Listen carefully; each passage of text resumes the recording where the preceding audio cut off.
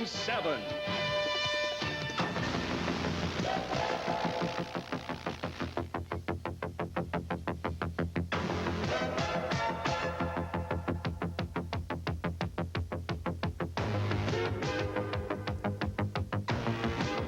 The Flames on 2 and 7. Brought to you by Molson, North America's oldest brewery with nearly 200 years of brewing excellence.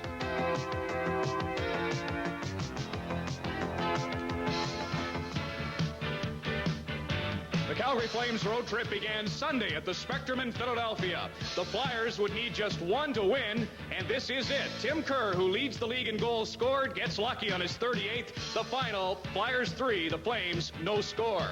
Tuesday at the Cap Center in Washington, Al McGinnis, who now has 7 assists in his last 9 games, will draw a big assist on the goal for Dan Quinn. Quinn in front positions himself for the deflection, and he scores what would prove to be the game winner as the Calgary Flames go on to beat the Washington Capitals, the final 4-3.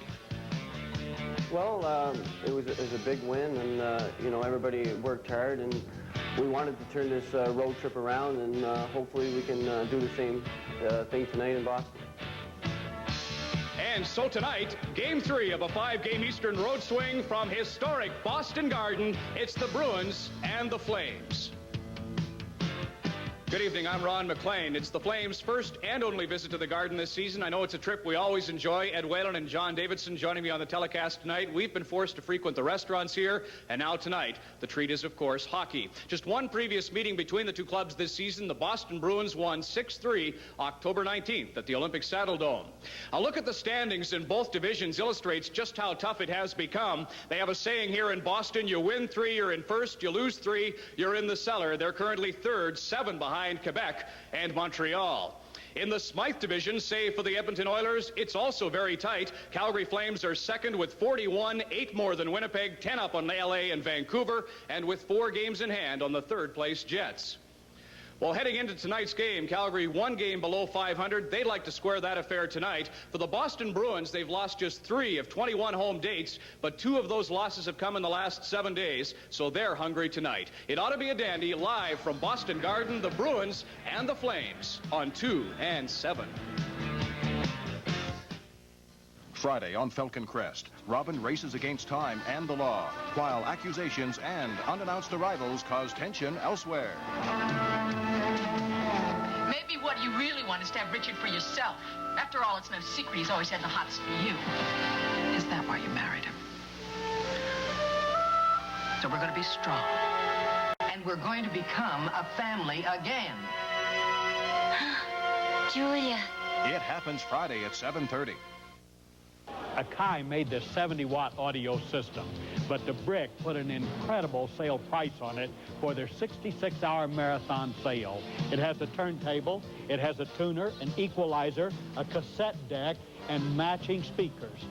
That sale price is $488, only $488, and you can buy it on convenient terms even at the sale price. Don't miss the 66-hour marathon sale going on right now at the Brick. Corey Hart, alive, is the boy in the box.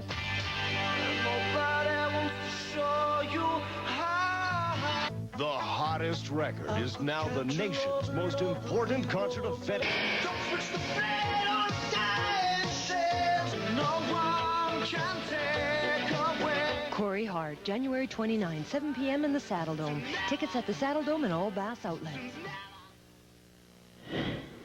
Welcome back to the Garden in Boston as we get set for action featuring the Bruins and the Calgary Flames. As I say, the second meeting between these two so far this year, the Bruins are 1 up, winning 6-3. Last season, the Calgary Flames were dominant, winning all 3 games, and it was virtually a year ago to the day, January 17th of 1985. The Flames were here at the Garden and won by a count of 4-3. That night, Håkan Loob was the big gunner with 2 goals, and he was named the first star. In many ways, it's interesting to compare the records of the two teams with those of a year ago. For Boston, tonight, tonight's game is game number 44. Their record is exactly what it was a year ago. For the Calgary Flames, this is game number 43. But unlike Boston, they have struggled. They're now 5 victories behind their pace of a year ago and would like to turn it around. Part of the problem has been their play on the road, and that's why the game in Washington Tuesday was so important. A 4-3 victory, and as Alan McGinnis maintains, they'd like to have that tonight. More history from the Garden. Here is the Star-Spangled Banner.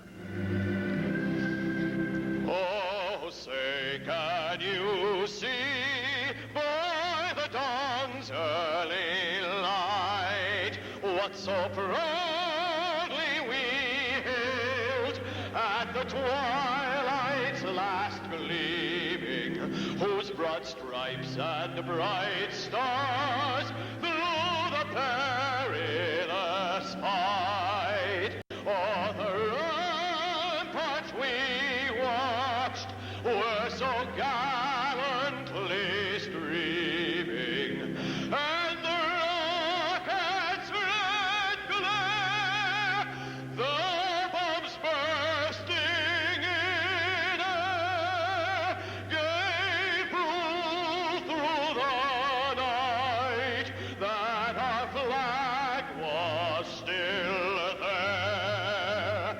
Oh, say does that star-spangled banner yet wave o'er the land of the free and the home of the brave.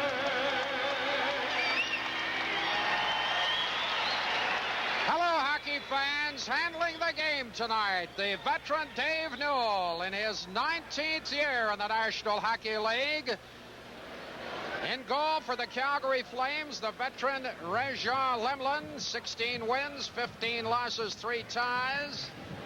And at the other end of the ice, another number 31, Doug Keens. He has lost his last 4, nonetheless has a good record, 10 wins, 8 losses, and 3 ties.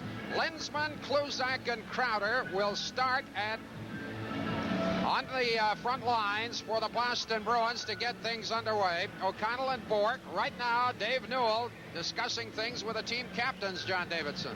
The supervisor of officials had a meeting Monday in Toronto, and the referees have been instructed to talk to team captains before each game and to discuss what went on in that meeting. High sticking is going to be called, much more so than what had been called in the past. You saw Andy Van Hellemond call everything the other night in Washington. Andy Van Hellemond had a meeting with the captains prior to the game in Washington. This is the second meeting he's had prior to this hockey game in about the last 6 or 7 minutes. So the instructions are there. We'll see if the players keep the sticks down because the referees are going to call it. Otto Poplinski and Patterson, the forward unit for Calgary. McInnes and Conroy at the blue line, and the game is underway. Puck is into the Calgary zone. Conroy behind his net. Being watched by Crowder, tried the breaking pass for Poplinski, a race down the ice. Bork and Patterson going after that puck. Patterson gets it out in front, and the shot was just wide. Rebound by Otto, and Keens covers up there, and Calgary striking quickly. It's amazing what one game will do, Ed. You can see the confidence level rising for the Flames as they start quickly here in Boston. Very important with Boston to work their defense. Here they get a bounce off the boards, and they simply hustle into the corner. Patterson out-hustles Ray Bork. They get a chance, even though they don't get the goal on the bouncing puck. Colin Patterson, starting on the right wing, was not scheduled to play with the problem with the flu with Berezan. Patterson's going to start some first shift, get him in the game quicker that way. Also suffering from the flu bug is Paul Reinhart. And out of action, Doug Breisbrow and Charles Bourgeois. Fans trying to get the puck to be dropped into the corner. Goes Patterson, comes to the boards to McInnes, who holds it in against Kluzak. Now Linsman breaking out of the zone. Wide pass to Crowder. Crowder into the slot area to Bork, centered out front, and it was broken up. Bork getting a loose puck. And Loveland had to be careful on that one. McInnes, and it's scooped high in the air, down the ice, short of the icing line, and O'Connell goes back for the Boston Bruins. Always a special feeling, I think, when you go against the original six in such a case tonight. Brown, it's high in the air for McDonald. Both clubs making changes as play goes on. McDonald couldn't get around the check. Linsman still on the ice over to Crowder. Punches it in deep, and behind the net, Lemlin covers up, leaving the puck for Crom. Crom. Calgary Flames and the Road Reds. All the way down the ice, a chase for it there, and icing is called on the Flames. Rookie head coach Butch Goring played 16 years professionally, played in Los Angeles and with the Islanders, then finished his NHL career here with the Bruins. He's become the 16th head coach of the Boston Bruins, and his club right now is struggling somewhat. He has the injury problems with Charlie Simmer. He's playing with 5 defensemen only tonight. Telvin, the very good Swedish defenseman, hurt the other night, broke a bone in his face, has a broken nose besides the cheekbone area. And so he's going to rotate 5 defensemen tonight. And usually what they'll do with the Bruins, that is play 3 lines. 2 good forward lines and the checking line, which is on the ice right now. And that's led by Steve Casper at center ice, number 11. Casper is working with Burridge and Marquardt. Certainly Boston has had injury problems. 166 man games they've lost so far. McCowan starts in his own zone for Calgary. Tried to get it to the left side. It bounced off an ankle taken by Blum in front of the Calgary bench. Onto the boards. Casper can't get at the puck. McCowan now will turn in his own zone, starting at center. Long lead pass for McDonald off the boards. Keats had to play for it on a set play. Up into center comes Casper. Casper leaves the trailer for Blum. Blum stops, sets up shot, got it out in front, but Quinn at number 12. That's Burridge, well covered. Back deep, Curran, 6'5" of him. On the right side, intended for Middleton. It's offside at the blue line, and there'll be a face-off outside the Calgary Blue. Grab the suntan oil. You're on your way to Hawaii. A new or used vehicle at Courtesy Chrysler and get a free trip or 2 to Hawaii with Air Canada's Touram or 3.9% financing. And best of all, you can choose from $4 million worth of inventory. Our lot is jam-packed and we must make room at any cost. Unbelievable prices plus free trips to Hawaii or 3.9% financing right now at Courtesy. 6320 McLeod Trail South, opposite Chinook Center. Aloha! Nevin Marquardt being checked over by the training staff of the Bruins. Paul Baxter nailed him, actually surprised him. It was a pick play when his defense partner was coming out of the zone. Baxter stopped. Marquardt didn't even see him and got nailed, and you can see he's having injury problems early already. Peterson with Courtnall and Middleton. This has been an excellent line.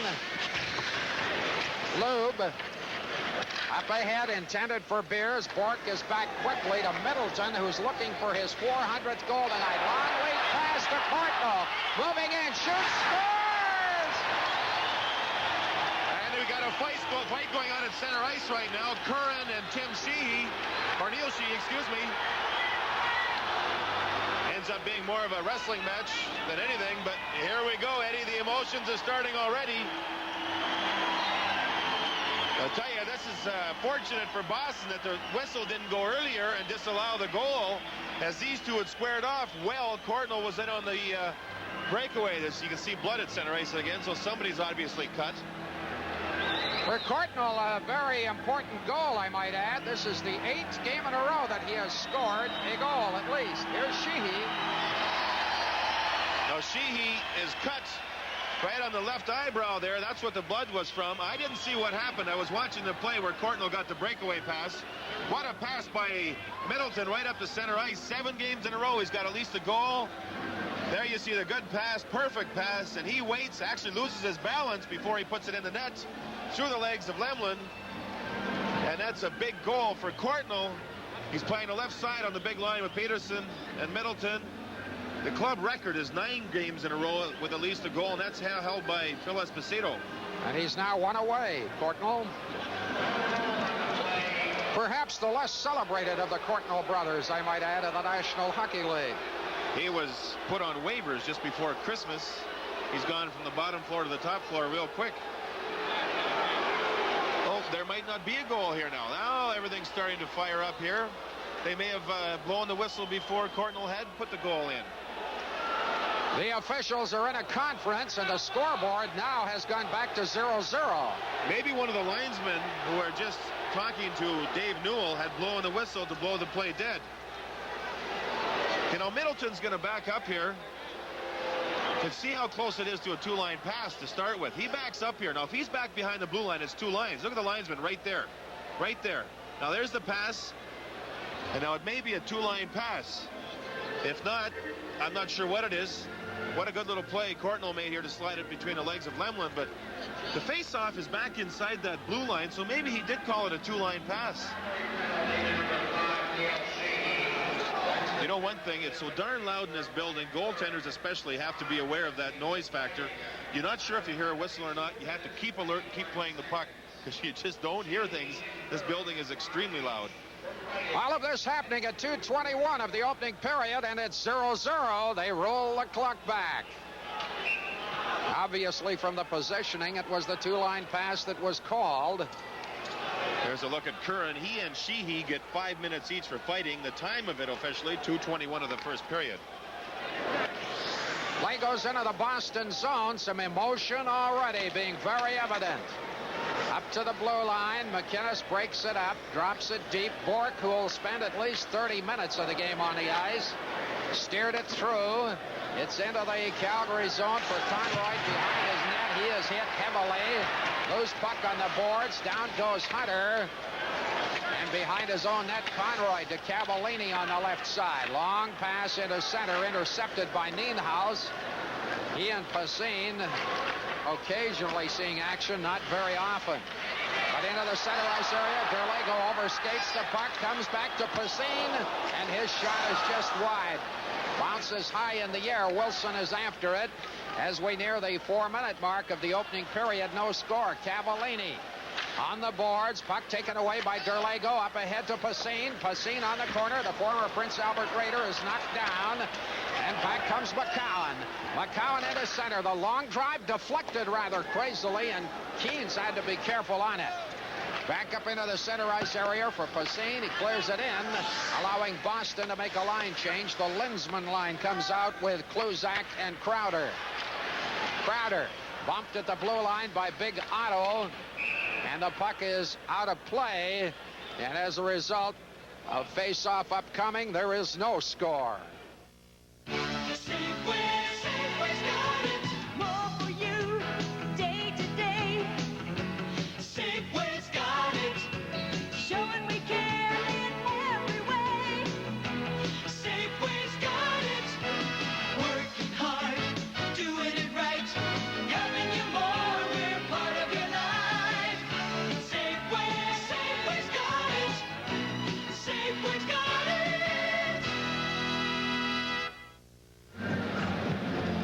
Something interesting here. Linzman has a bad right hand. It may be broken. He's coming off a break, actually. He's not taking face-offs here. Kluzak's taking the face-off. Now, it's Linzman's right hand up high on his stick. The other night against Edmonton, he did take face-offs. An interesting turn of events for Ken Linzman. Well, Linzman is very much a key to this Bruin hockey club, and he has 37 points in only 27 games. He's missed a lot of action because of injury. Puck goes down the ice. Baxter is after it into the corner, being watched by Crowder. Back pass to Poplinski. Poplinski turning behind his net, gets it over on the right side. Calgary trying to break out. Can't do so. Lemlin off the boards for Poplinski. He's challenged. Blum collides with Otto. Puck is to Tallene in the center ice area. Kluzak, Crowder, Linzman intercepted. McCowan with a solid hit on Kluzak. Watch how much the Boston defenseman pinch. In other words, you just mentioned Blum in making a body check. When Calgary comes out, Boston defensemen gamble. They stay in deep on both sides. We'll watch and see how much it happens tonight. McInnes for Calgary. Up into the center ice area. Drives it off the boards into the corner. Marquardt recovers the puck. Suter grabs it at center to McDonald. McDonald lofts it right back in. Quinn and Cron chasing the puck. Cron goes behind the net, and the net is off its moorings. So again, it's face-off time. Bob Johnson with some interesting changes tonight. Reinhardt, incidentally, went to the hospital this morning. He couldn't speak at all. Complete laryngitis, also with the flu bug. They're not real sure what the problem is. And then Berezan showed up for the game, but he's got the flu bug, so they're both out. They'll miss Reinhardt on the power play, and they'll miss Berezan with penalty killing. So Patterson and Baxter are in the lineup. Wonderful news about Charlie Simmer today. Yeah, he's going to be back skating tomorrow, as a matter of fact. He got the okay after an examination today. May not play for a bit, but it's okay to practice. Here's a long lead pass. It's Burridge going. He was being harassed and then steered into the corner. Comes back to the line, and play is stopped. Suter having a look. Just a minute. He's got a stick right in the face. Kind of a stupid play by Marquardt. I'm not sure if Marquardt was getting the original penalty or not. The Marquardt plays with reckless abandon. Same way he played his junior hockey. Loves to take the butt. He's sort of like a mash unit. He's got problems all over the place with injuries. Shoulders, hips, everything. This is your Molson Hockey Telecast. Goodbye, Dan. Hello, Joe. Chola Billy. Bowl of chili. Bill Dickel. Dale Pickle. And a model of Bolson Golden. Gottle Bolson Mogan. Mulgan Golson.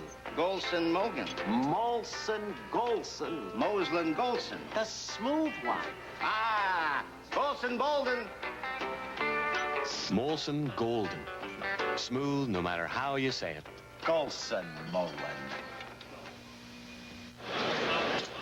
So Marquardt's in the penalty box. He gets caught for high sticking along with Suter. Both of them in there for high sticking. What a great pass from O'Connell up to Burridge. Now they're trying to get this long pass going, obviously, and it seems to be working. Here, Burridge gets caught on the breakaway, but watch the play by Quinn as he caught him right there and harassed him enough to break it up. Good back checking by Quinn. Now watch what happens here with Marquardt. He gets nailed by Suter, and Marquardt's going to come back at him, and then Newell blows the whistle and gives them both a penalty.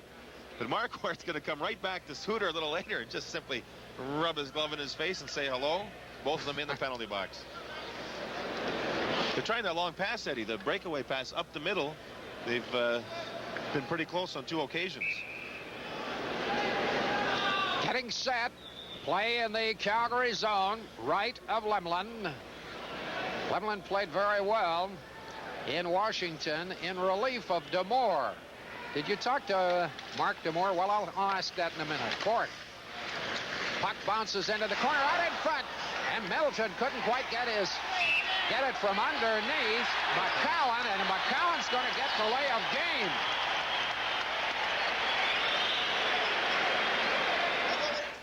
It's your choice at Macklin Ford. Buy or lease. Buy the Escort Pony, just $73.73, or lease only $132 per month. Buy or lease at Macklin Ford. So McCowan had fallen on the puck in the crease area, nobody around him, and just as he jumped up, Newell blew the whistle, and he'd be in the penalty box for, I believe, a delay of game penalty. Boston will be on the power play. Crowder leads the club. Of Crowder's 18 goals, 9 of them have come on the power play, Ed. They are operating at a 20% rate, which ranks 15th overall. Calgary's penalty killing of late has become pretty effective, with the exception of a penalty-filled game in Washington the other night. Here's the Boston power play. Conroy on the boards, overskates, comes out to Middleton. Puck is high in the air, bounces behind the net, still controlled by the Bruins. Back pass goes behind that net. Peterson couldn't get at it. Bork will hold it in at the line, gets it to Middleton, snaps it over, and a fine shot, but it was just wide by Courtnall. Now back to the line. Bork to O'Connell. Right out in front to Peterson, and it deflected high in the air. Great pressure here by Boston. And there's a minute and 35 seconds left on the penalty. McKenna slaps it down the ice. Going back for it, O'Connell. He will play the point along with Bork. Both of them defensemen. Both of them very agile at that blue line. Peterson up the right-hand side. Behind the net, Lemlin. Tie off the glass. Middleton holds it in. Tries to get away, and play is stopped. See the time that was bought when Lemlin got that puck up on the glass? There's a look at the old pro Rick Middleton, who hasn't really been scoring this year like he had in years past. In fact, he's got just 9 goals at this point, but he was saying the other day that finally, for the first time this year, he found some sticks that he likes, and he says his line's been going a lot better, and he's played better. He experimented with sticks all year long. He said the ones he have now are more flexible, and he can handle the puck better, get a better feel. The ones he had before, he said, were just like a piece of steel, and he couldn't handle the puck whatsoever. 1 minute and 2 seconds left in the penalty to McCowan. Linsman with Crowder and Kluzak, the attacking unit for Boston on the power play. At the line, backhanded by Conroy into the neutral zone. Bozak will chase the puck to the blue line. Bozak still with that puck. Makes a nice move. Over to Lube. Lube's shot. Missed on the first one, and then the second one was high and wide. But he was being well covered by O'Connell. Bork to O'Connell on the opposite side. Calgary forechecking. Comes to the line. Linsman is there. Drops it to Bork. Over on the other side to O'Connell. O'Connell looking for position. O'Connell comes back to Bork. The shot. They scored! A power play goal, a deflection, but that man Kluzak, who did not deflect it, stood right in front of the net, and he's like trying to move the World Trade Center. Look at Conroy runs into him. He doesn't move. Look at that in front of the net. It's deflected way out high, but Lemlin can't see it. He's got no chance for Kluzak playing there. You'll see their power play all night tonight, though you'll see Kluzak in front. Look at the deflection up high by off a Calgary player, right through the legs of Kluzak. No way in the world Lemlin sees it, and it's a power play goal. You'll see Kluzak all night in front of Lemlin. He's playing forward, not defense. This is his 5th game up front, and he's effective. So it's 1-0. The Boston Bruins leading it. And we've got a face-off coming back into the Calgary zone. So Ray Bork gets his 11th goal of the year. Bork is the swingman on defense. He'll get all kinds of ice time. They clocked him on Monday against Edmonton. He played 33 minutes. They feel they want him to play between 27 and 29 when they clock him. They say he's more effective when he plays that much. O'Connell and Linsman get the assist. The time's 6:49. Bork will play both sides, too, showing his versatility in that regard, and that is necessary tonight because Boston has only 5 defensemen. If they get into big trouble, they could put Kluzak back in defense, but they like him on the wing. Pazine getting it back to Bloom. Bloom shot high in the air and it into the crowd. Face off now. 2 tough defensemen on the back line for Boston, one being Blum and one being Curran. They both had to be used. Blum was original property of the Edmonton Oilers, and he was traded for Melnick, and Melnick is now playing in New York with the Rangers. Sheehy back on the bench after being repaired above the left eye.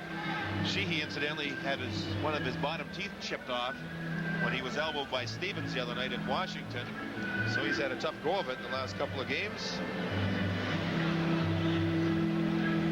Derlego with Nienhuis and Pacine for Boston. Calgary trailing by 1. Send Wilson to center. Cavallini and Hunter the wingers. Puck is dropped back to Baxter. Knocks it into center.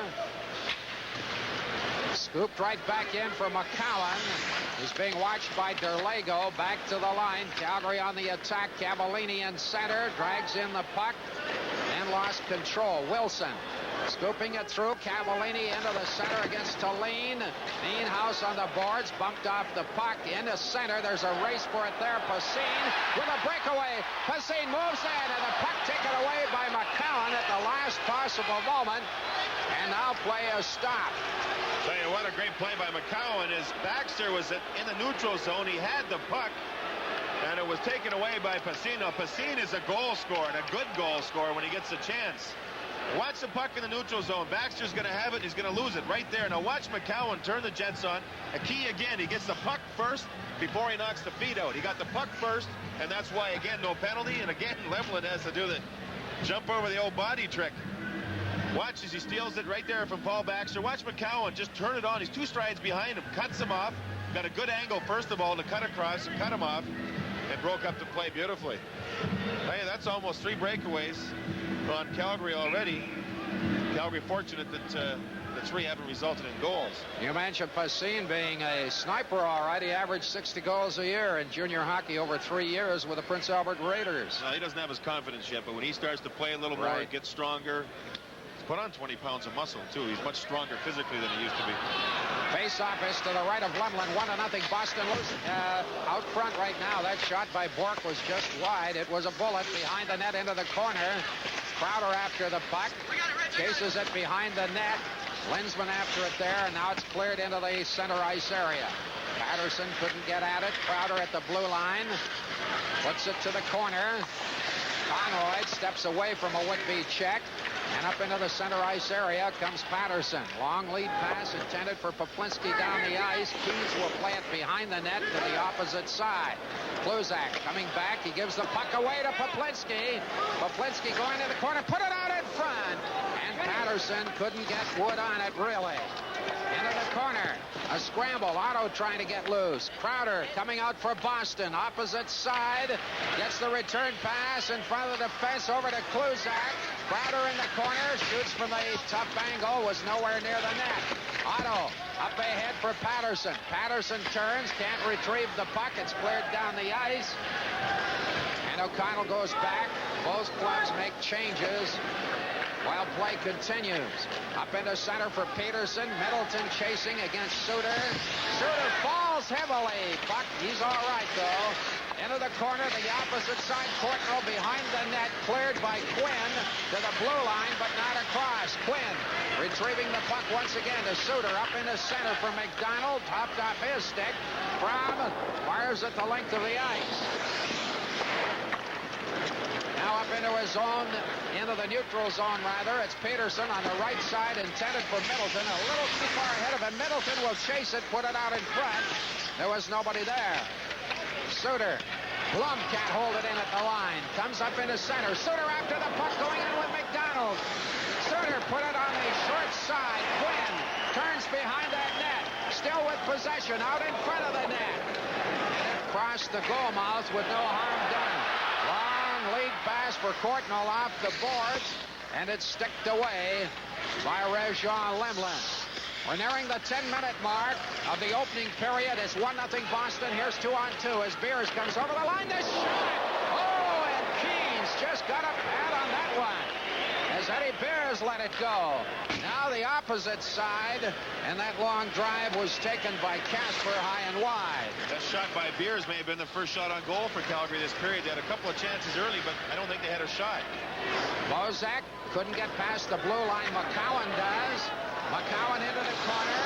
Trying to get away from McConnell. Can't do so. Puck is into the corner. Chased there by Beers. Back to the line. Held in by Lube.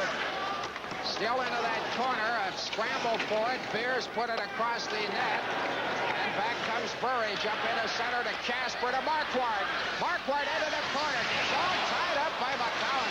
Solid hit in the corner. Puck is lying loose. Luke trying to get at it. Marquardt is after it. Burridge gets it back out in front of that net to Casper. They score! Burridge.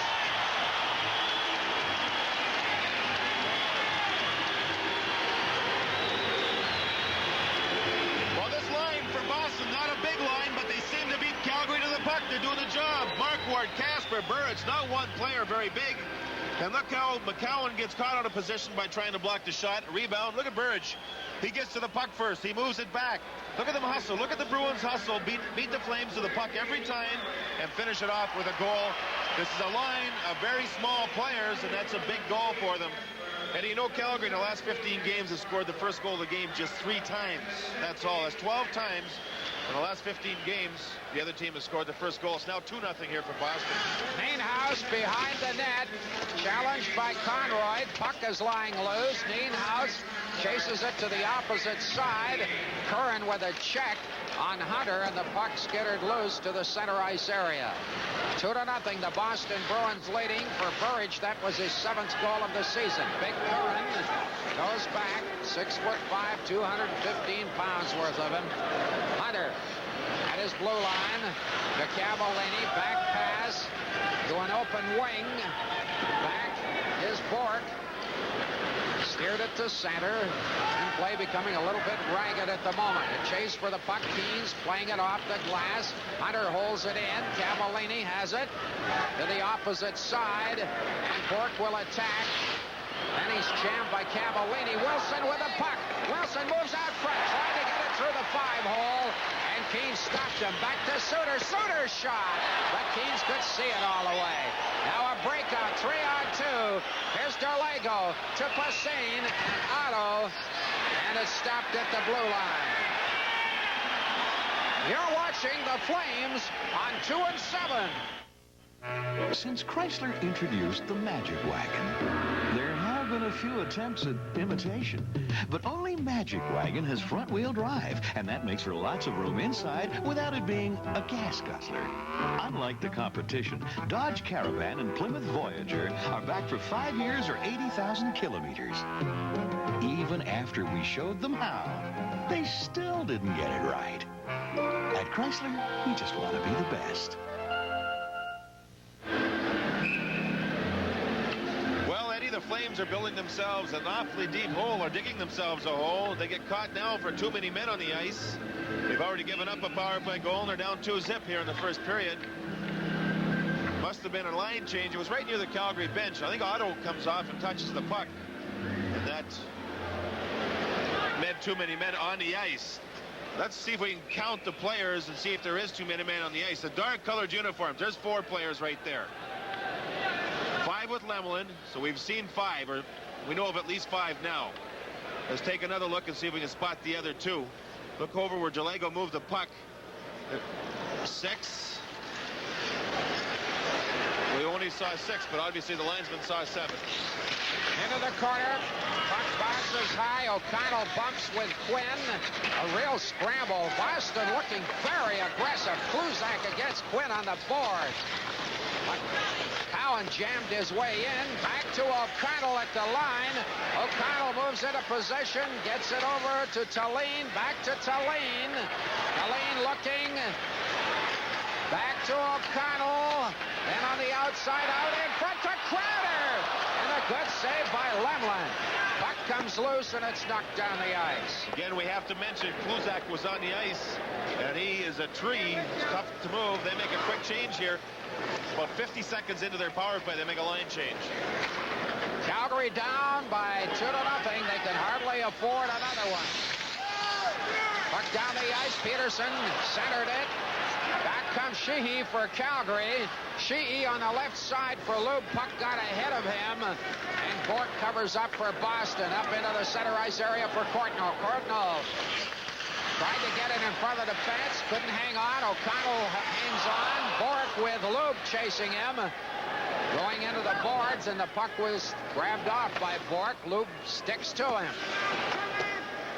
O'Connell to Bork. Bozak causing some harassment in the zone. 30 seconds left on the team penalty to Calgary now as Peterson gets it over to Courtnall. A shot. And it was covered by Lemlin and then fired down the ice. Back goes Tallene. 2-0. 14 seconds left in the penalty to Calgary as Crowder comes into center. Crowder on the left side for Kluzak. And it's offside. Just offside. Crowder's the leading goal scorer for the hockey club. Keith Crowder, that is. You know, they like to compare people around the Boston Garden. They say Crowder's a Wayne Cashman style of player. He signed a new contract this year. In fact, he signed his new multi-year contract at 7:30 a.m. the first day of training camp. You can imagine that. That sort of makes the guy spark up a little bit and get going in camp. He's been a good player for them this year. He's a fine two-way player, Good two-way player. That's yes. what they talk about with Cashman. Yep. Cashman was a bit of a crazy player, but very, very aggressive. Well, Linsman's got problems with that right hand. Here he's making a stick change, and he's got some padding on the right glove. It's see-through plexiglass, and you can hardly see it, but it's on the outside of that right glove. He's also contemplating wearing goggles. Now, he has glasses when he's not playing hockey. There you can see the padding on the outside. But he can't wear contacts, he says, when he plays hockey. So he's going to try and get goggles and have them ground so that'll help his eyesight somewhat. So that'll be something different, much like Kareem Abdul-Jabbar does. Blum with a shot. It bounces to the blue line. Calgary back to full strength. Delaney put it out in front of that net. And Kluzak couldn't get the shot away. There's a penalty upcoming now. Up into the center ice area. It'll be against Boston. The long shot carried in at the line, but trapped inside the zone was Poplinski. Play is stopped with a holding or a hooking penalty coming up against Boston.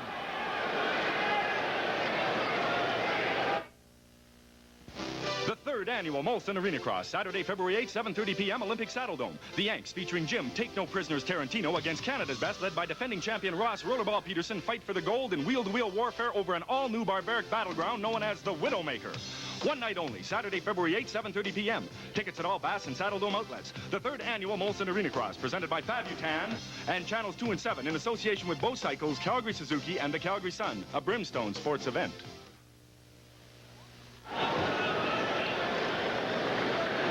So 21 seconds after Calgary killed the penalty for too many men on the ice, Crowder takes a penalty in the offensive zone, which isn't good. We see him right there take the hook, knocks down Kerry Wilson, and he gets called on the delay here. Now Kluzak has just gone to the Bruin dressing room. We'll have to be alert to see if he comes back for the rest of the period. Power play, first one of the game for the Flames. And that power play was certainly effective in Washington on Tuesday night. It produced all of the Calgary Flames goal in their win. But there's no Paul Reinhart tonight. He certainly helps the power play. Suter starts off for Calgary in a center over the line. Didn't bring the puck with him. McDonald turning. McDonald with a pass to Quinn going the wrong way. Casper going after the puck. Casper still controlling it. Gets it over on the other side. Deflected into the corner by Bork. Eddie Boston's penalty killing rate 17th in the league, and that's been their real sore spot as of late. They're very concerned about it. McDonald in the corner. Puck is behind the net. Marquardt overskated it. Still held in the zone. McDonald behind the net. Comes to Quinn on the boards. Back to Suter. Suter gets it to McInnes at the point. The shot deflected, and it went wide. Quinn. Back to Suter, takes the shot, deflected out front by Otto, and again just wide. Suter looking into the corner, grabbed off by McDonald, trying to get it through to Otto. Marquardt up into the center ice area. Casper is there, and he calmly lofts it down the ice with 45 seconds left on the penalty. Let's watch for tip-ins and deflections. Calgary has worked on those things for the last 2 days. They want people in front. They want deflection goals. Blum, and it's high in the air. Sheehy just came out on the ice. Drives it back in deep. 30 seconds exactly now remaining. Beers got it out in front of the net to Sheehy. And his shot was wide, but he was trying to control a rolling puck. Here's Lube. Got it into the corner to Beers. Back to Lube in the corner. Lube to Conroy at the line. Conroy to Lube. Back to Conroy. Takes the shot. Save. Rebound. Bozak scores. The power play goal as Crowder had 11 seconds remaining. And now what happens here is Boston are so aggressive killing penalties. Watch how far up everybody goes, including the two defensemen. Look at Curran there. Look how far up he is. Blum's up on the other side. Bozak's got time. He's got time to have dinner before he puts the puck up top. All kinds of time. He sneaks in behind. Look at this. But look how far up both defensemen are. They don't even see him. Blum runs into Curran and everybody else. And there's the power play goal. The defenseman not aware whatsoever of people standing in front. And Calgary back in the game with their power play. That makes it a 2-1 hockey game. Boston leading it. And that's at 16-21. A big goal, I suggest, for Calgary. At the line, Hunter. Puck is into the corner to O'Connell on the boards for Crowder. Crowder spins away, tried to get it through, couldn't do so. Bork knocks it down, and Bork hit it with a high stick, and that forces a stoppage in play. Calgary, you're #1 with us. Tower Chrysler is #1 for value. Now, during their #1 sale of the year, Tower features LeBaron GTS with 8.5% financing or $1,000 cash rebate for a limited time only. Tower's hottest seller, now at the year's best offering. Plus, all Horizons, Reliance, Turismos, and Dodge pickups feature a $500 cash rebate and Tower's #1 for value price tag. Tower Chrysler, #1 for value because you're #1 with us. 10901 McLeod Trail South. Ed Whalen with John Davidson and Ron McLean at the Great Boston Garden. What an historic spot. 2-1 the score. Wilson behind his line, watched by Casper. He's an excellent checker, and he can cause mayhem in your own zone with his forechecking. Wilson cuts to the left side, put it out in front of that net, and Hunter couldn't quite get at it. A nice setup by Wilson, just a little off target for Hunter. McCowan goes back. And you kind of sense a switch in momentum at the moment now based on that Calgary goal.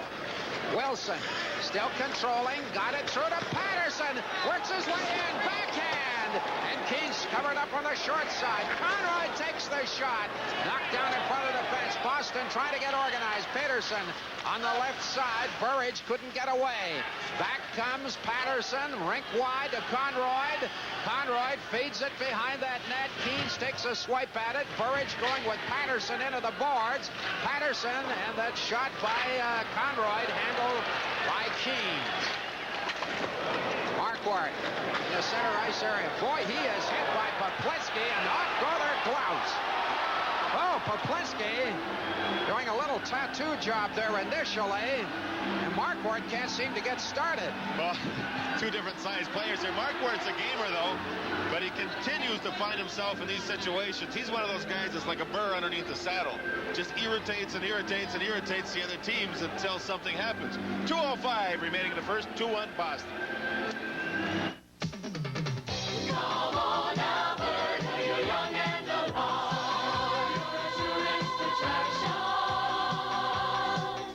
When kids are having a great time, it's catching, and everyone else feels good too.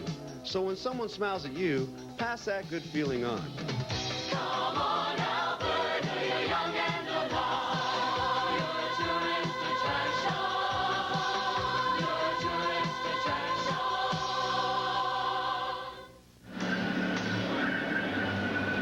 Coaching staffs borrowed a page from their football colleagues and donned headsets to try and get a better picture of the game. We'll see how the Flames assistants communicate tonight in our first intermission.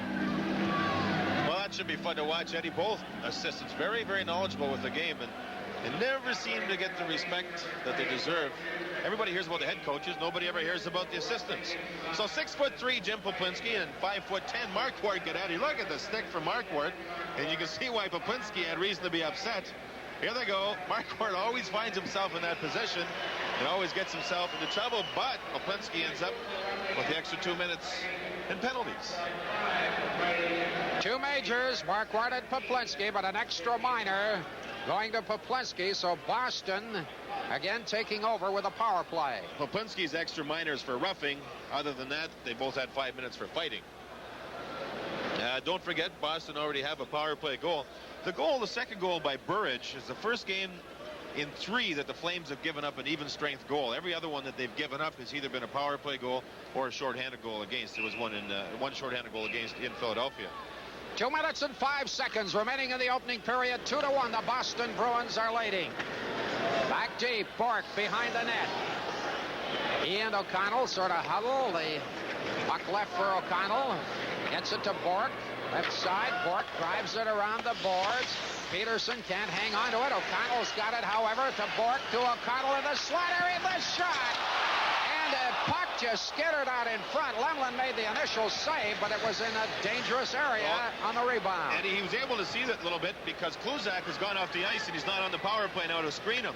Now, when he makes the rebound goes away here, watch McCowan stay on Middleton. See that? He's got his stick. He's got control of it.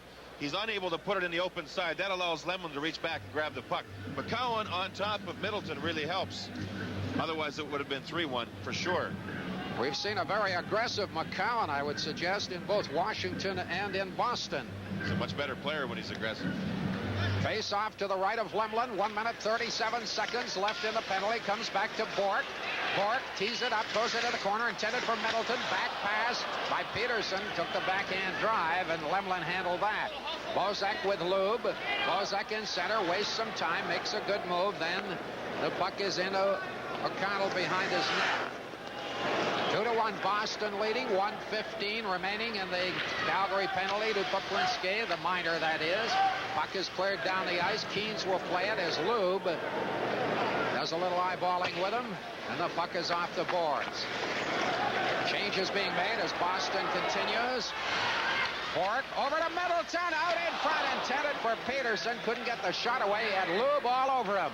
Quinn turning now. We're in the final minute of play in the period. 49 seconds left in the penalty. Here's Quinn's shot. Drifts through. Bork knocks it down in front. Lube is all over him.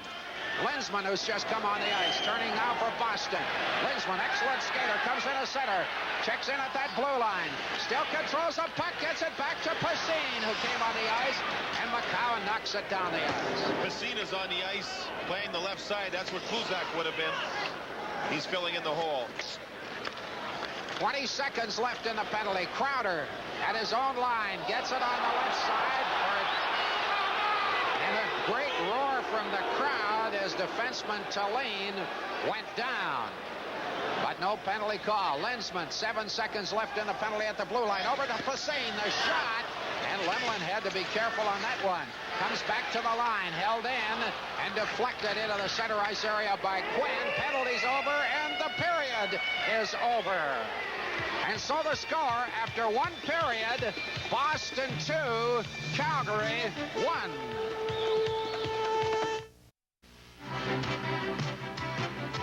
Boston Bruins off to a quick start in tonight's hockey game, scoring 2 goals before Steve Bozek at 16:21 of that first. It's 2-1 Bruins after 20 minutes of play. Well, you know, during the course of a hockey game, Pierre Paget, assistant coach with the Flames, is in constant communication with Bob Murdoch behind the bench. We thought you might like to see and hear exactly what goes on. Bruce Wayne was Batman, the Caped Crusader. But with his sidekick Robin, they formed the dynamic duo. Clayton Moore wouldn't go anywhere without his Lone Ranger mask or his faithful companion, Tonto. Luke Skywalker will have little R2-D2 in a galaxy far, far away. And in the Milky Way, no two team up better on the ice than Wayne Gretzky and Yari Curry. Off the ice, Flames head coach Bob Johnson has his own right-hand men. Former NHL defenseman Bob Murdoch directs the Flames' rear guards, while in the press box, former Dalhousie University coach Pierre Paget has a bird's-eye view. For Bob Johnson, having Murdoch and Paget is a change from his 15 years of going solo at the University of Wisconsin. We decided that we might work better together on the bench, where I would handle the defense, the changing of the defense. He could concentrate on the forwards, and in that way we can use some of our time to analyze the play as well on the ice. So that's how we determined it. Is just that 2 guys working the bench would be able to handle it better than one. Get that puck deep, Farmer. Get that puck deep, Farmer. Everything quickly, boys. Move that puck quickly. You don't have to beat the first guy. Okay, come on, Big D. Come on, Big D. Don't pass it blindly into the slot, boys. Don't pass. Sometimes you get sick of me talking up there. Because I say too much. Sometimes I don't say enough, so they'll say, well, did you notice there was something out there? I haven't heard you for a while. So it'll vary depending on the tempo of the game. Who's our best face-off man, Mike? TJ knows like goalie. Yeah? Defensively, Riser, and offensively, Pink. I want you guys to be Defensively, Riser, and offensively, Quinn. Francis spun around by Rise, brought Poplinski. Right out, they score! Bozak! It's the kind of effort we need. 7 trouble. I know on the bench you get involved emotionally, you get involved, well, some coaches get involved physically. You try not to get involved physically, but emotionally you get involved. You know, you have your ups and downs. You're excited. You try to keep the guys going. It's part of our job to give them that encouragement or give them that lift that they can perform to their best ability. Back to McInnes. Intercepted on the boards, and it's driven down the ice, but actually deflected high by Francis. So it's tough to make that play unless you slide over in the middle. You've got to slide over. He's got to start coming across. Come across. Come across, Al. Quinn around the boards. Liut plays it. McDonald takes it away from him. McDonald with control of the puck, trying to get it out front. Quinn grabs it there, out in front to McDonald. And Liut had to make the stop off Bears. The shot by Shee. And he grabs that puck. And boy, there is really action in those opposing zones. Keep the legs moving when you're back checking. You can take that guy. Keep them moving. You're coasting. On top. Get yourself in a better position there. Good behind the net. Keep it up there. Hey, make sure any problems, guys, keep it deep. We're good behind that net. We're good behind that net, boys. Keep moving. That defense is slow. Move it quickly. When you're on top, you see more things. You see better. You're not involved. You're not caught up in the speed of the game. and you see things. So the first things you notice, basically, is how they forecheck. And you try to tell them. They're sending one man, two men, they're pinching, they're keeping a man high in the middle, they're keeping a man high on the side. The second things you notice is how they come out. They're using the boards a lot. We call it using the wood. They're coming out through the middle. They reverse a lot, defenseman to defenseman. They reverse defenseman to winger. They use the long pass, things like this. G.E. Suter, be ready. Rhino looked good out there. Well done, Rhino. Wait, who you want on defense here, Bob? Okay. Joel's slow helping out to give him a boost. They each take a defenseman, a D reverse to the winger, D to D quick right around the boards will work. Let's go now. Let's go, boys. She was wide open next to him, and he went for a real tough play. Easy play. Easy play. No defense. Nothing complicated out there. Defense, keep staying up like that. Keep staying up. Good That's play a good play. Rhino straight up the ice. When I played minor hockey and I played college hockey, the people I most respected were my coaches. My teachers and coaches, as a matter of fact, and I always thought that I'd someday be involved in teaching and coaching, and virtually they're the same thing. If you're a coach, you're a teacher. If you're a teacher, you're a coach. And right now, I'm doing what I want to do. I enjoy teaching, and that's what part of coaching is. The Olympic Saddledome is one place where three is never a crowd. Putting a whole new meaning to bench strength, coaches Paget and Murdoch behind the Calgary Flames. The Flames behind the Bruins 2-1 after one. We'll be back to chat with a former Bruin, Derek Sanderson, when our intermission continues in 2 minutes.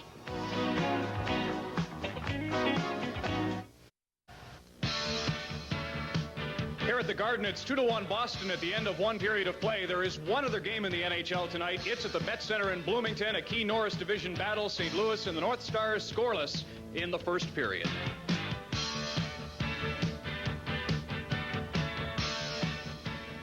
Our next telecast is next Wednesday, January 22nd. The Calgary Flames return home to the Olympic Saddledome, where they will play host to the New Jersey Devils at 7:30. Join us Wednesday from the Saddledome live on 2 and 7. Well, we have talked about the history here at the Boston Garden, and when I think of memories, I'm sure you at home do the same. History, in part, is because of Derek Sanderson's performance a few years back. Derek, I echo the fans' opinion when I say it's nice to see you and doing so well. What are you up to these days? Well, I work now as through my experience with ruining my life, alcohol and drug abuse for the city of Boston, the Mayor's Commission, with the school department, and trying to help kids understand and realize the problem with alcohol and drugs, and to get a handle on it, just to get a little more knowledge so they'll be better equipped to deal with life. Pretty gripping stuff. Tell me about your problem and how you overcame it. Well, as you know, I was for years in Boston, very happy, and I got all this money in Philadelphia, and I didn't have a boss anymore. I rewrote the rules, did it my way, and got beat for it. And eventually I had to come to grips with the problem of, alcohol was eating up my life, and I had to turn my life over to somebody stronger than myself and try to do as much good for people as I can now to pay back what people gave me. Can you remember a key or specific turning point that maybe changed your life? Yeah, I was in Central Park, and after squandering $4 or $5 million, and I was just alone in the park bench, and it just hit me that I asked the drunk to give me a drink, and he said, no. I said, you don't know who I am? He said, yeah, you're a loser just like me. And it hit me that I had slipped that far and had gone that bad, and I never realized it could ever happen to me. I thought I always had a grip on things, but I didn't. Derek, there's an old saying, we're not here to see through each other, but rather to see each other through. Was there somebody you can think of that helped you along the way? It has to be a team battle.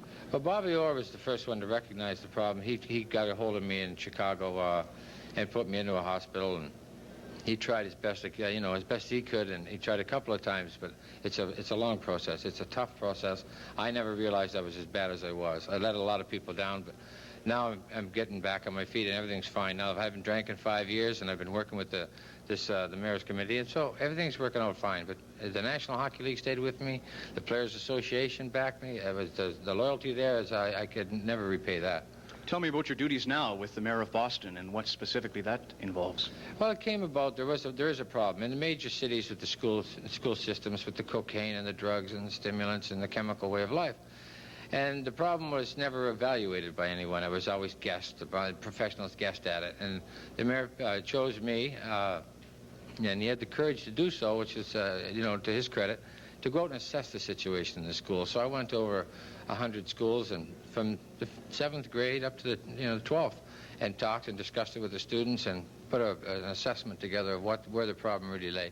And it was in just lack of knowledge. The kids were curious, bored, you know, and they wanted to experiment. Experiment leads to abuse, abuse to addiction, and it's just progressive. It's such a wonderful story. You're always pouring your heart out in some respects. Does that become frustrating? Are there times when you'd say, I'd just as soon not be involved in all of this? Well, my mother would like me to, you know, be very low profile. My father, on the other hand, he encourages me. I feel good about it. It's like therapy to me. I have to constantly remind myself that my ego got carried away. I ran amok and I got myself in trouble because I thought I had a high opinion of myself. And humility to temper the ego is the answer, and I try to keep that in tune as much as possible. That's nicely said. 9 years in the National Hockey League. You know this game. We're watching one this evening. It's 2-1 Boston. I'd be interested to hear your assessment of the first period. Well, I'm sitting up there with Dr. Max Offenberger, who's working with Calgary, and he's rooting for the Flames. And my heart is kind of with Boston. I think that you know, the Calgary is definitely they're a lot better club than the record shows, and the Bruins are struggling. But right now there seems to be just a lot of broken play. There's just not a consistency, right? And like we were talking before, the players of today, I think, are faster and tougher and stronger, and everybody has that individual capability of doing whatever they please. And I think it's going to be a good game, and I think I'm going to favor Calgary in this one. Derek, you were part of something big in the early 70s here in Boston, and you still are in 1986. Good luck. Thank you very much. Derek Sanderson, our guest in this first intermission. It's Boston 2-1 after one period of play. In a moment, second period action.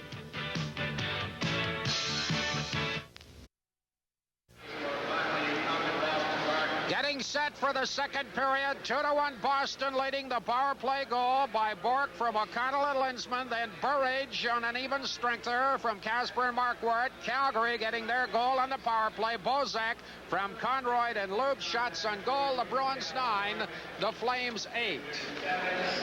Kluzak is back skating now. Here he is in front of the net with Conroy. And watch Conroy stick through the legs of Kluzak. Then he gets twisted around and he's going to fall. Now his leg, he's had a severe operation on it. That's why he missed all of last season.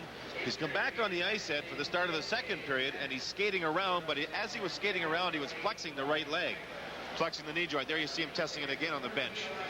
In effect, he had his knee reconstructed, absolutely, didn't he? Yes, he did. He worked hard to get back to be able to play this year. Struggled defensively. They played him up on left side, as I mentioned in the first period. This is his 5th game there. And he's a key to this hockey club if they expect to win this game. They really have to change their line combinations around. They've got people with injuries, serious injuries, especially to their forwards. So it's a key whether or not he can come back and play.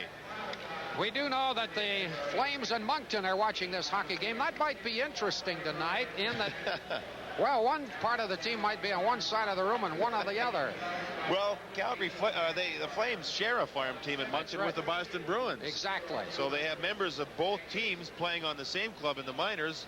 Terry Crisp and Danny Bolduc coaching, and through the magic of satellite television, they're able to watch this tonight in Moncton. And two sides of the rims. Why don't they have a curtain up or something? Well, keep your cool, you Golden Flames. Play in center. Quinn leaving it for McInnes. Drives it in deep. O'Connell with Bork. Back up into the center ice area for Casper. Gets it on the right side. Casper chasing it into the corner.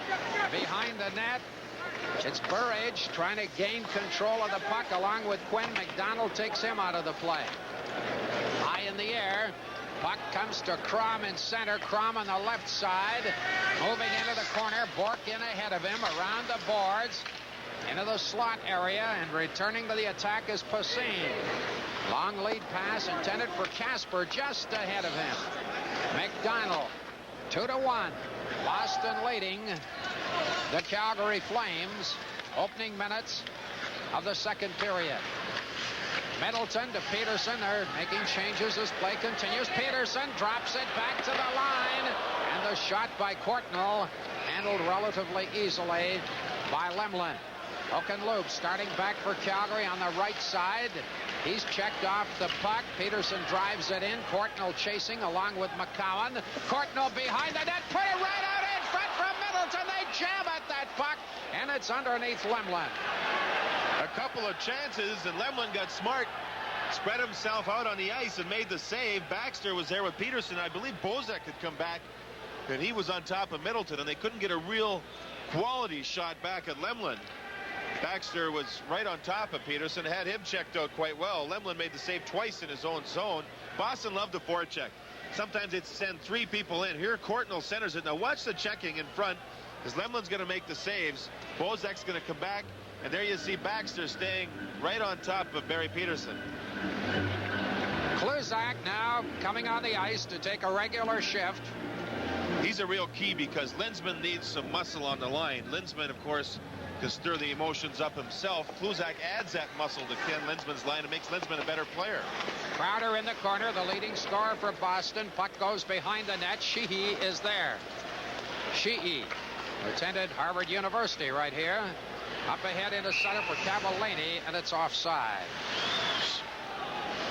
Gino Cavallini getting another chance. He only played in 27 games last year. Tonight will be his 23rd. They want strength up front. This team worked, I said, as I mentioned earlier, a couple of days now, 3 or 4 days actually, on tip-ins in front of the net. Muscle on the power play, and Cavallini in Washington especially played with muscle. Here he's throwing some good solid body checks. They need strength up front. He should play. He's on a line with Wilson and Hunter.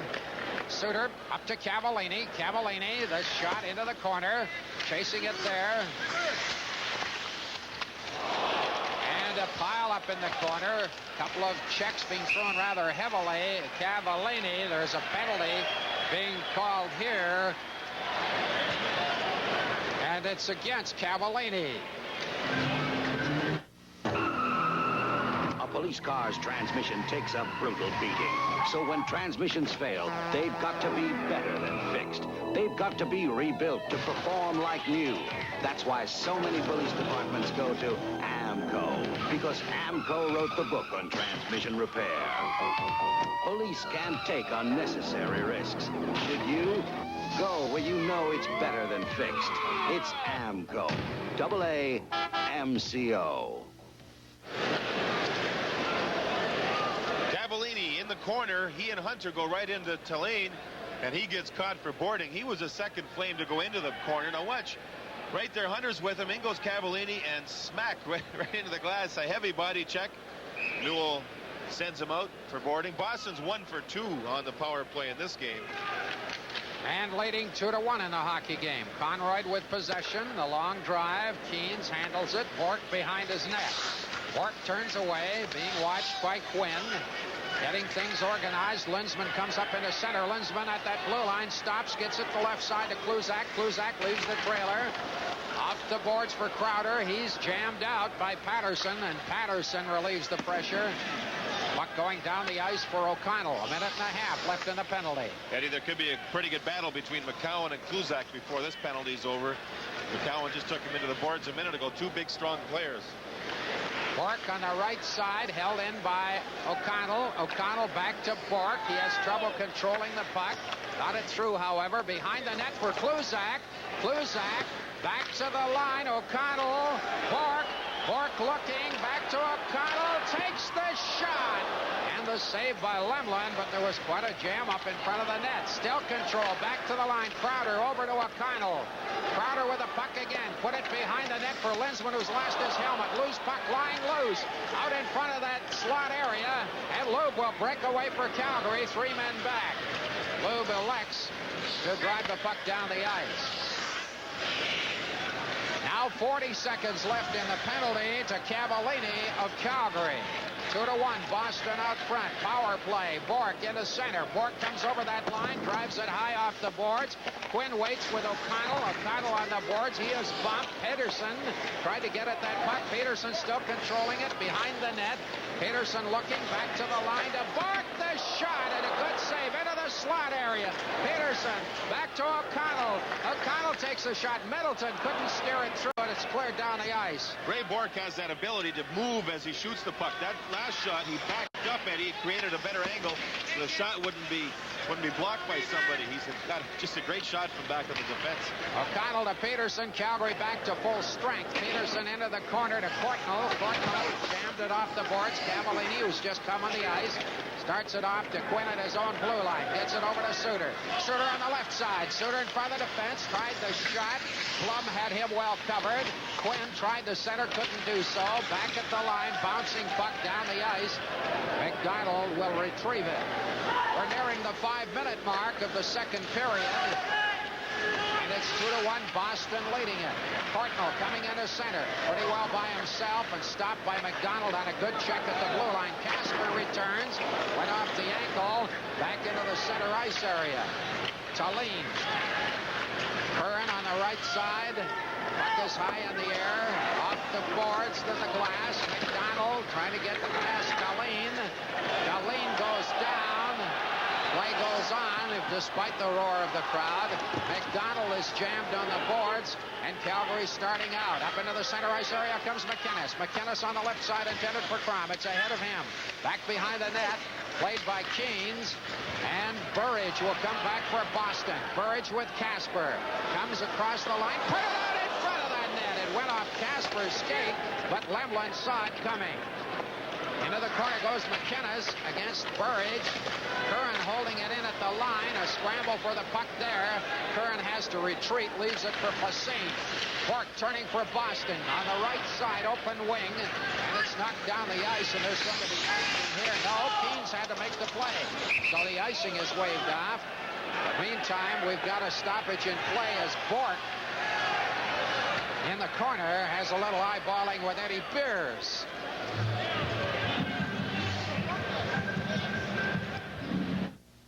Get ready, Calgary. Alberta's #1 Chrysler dealer does it again. You made Renfrew Chrysler's Boxing Day sale such a smashing success, President Mike Tarp wants to say thank you. Thank you, Calgary. We sold over 300 cars and trucks during our Boxing Day sale. In appreciation, we are now offering 0% financing up to 4 years.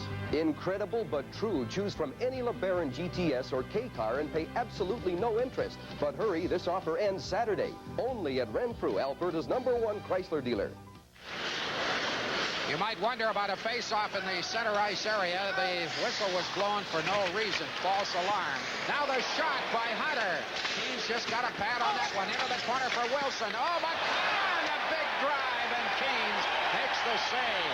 He gets an ovation from this very noisy crowd. Crowder was hit hard by McCown.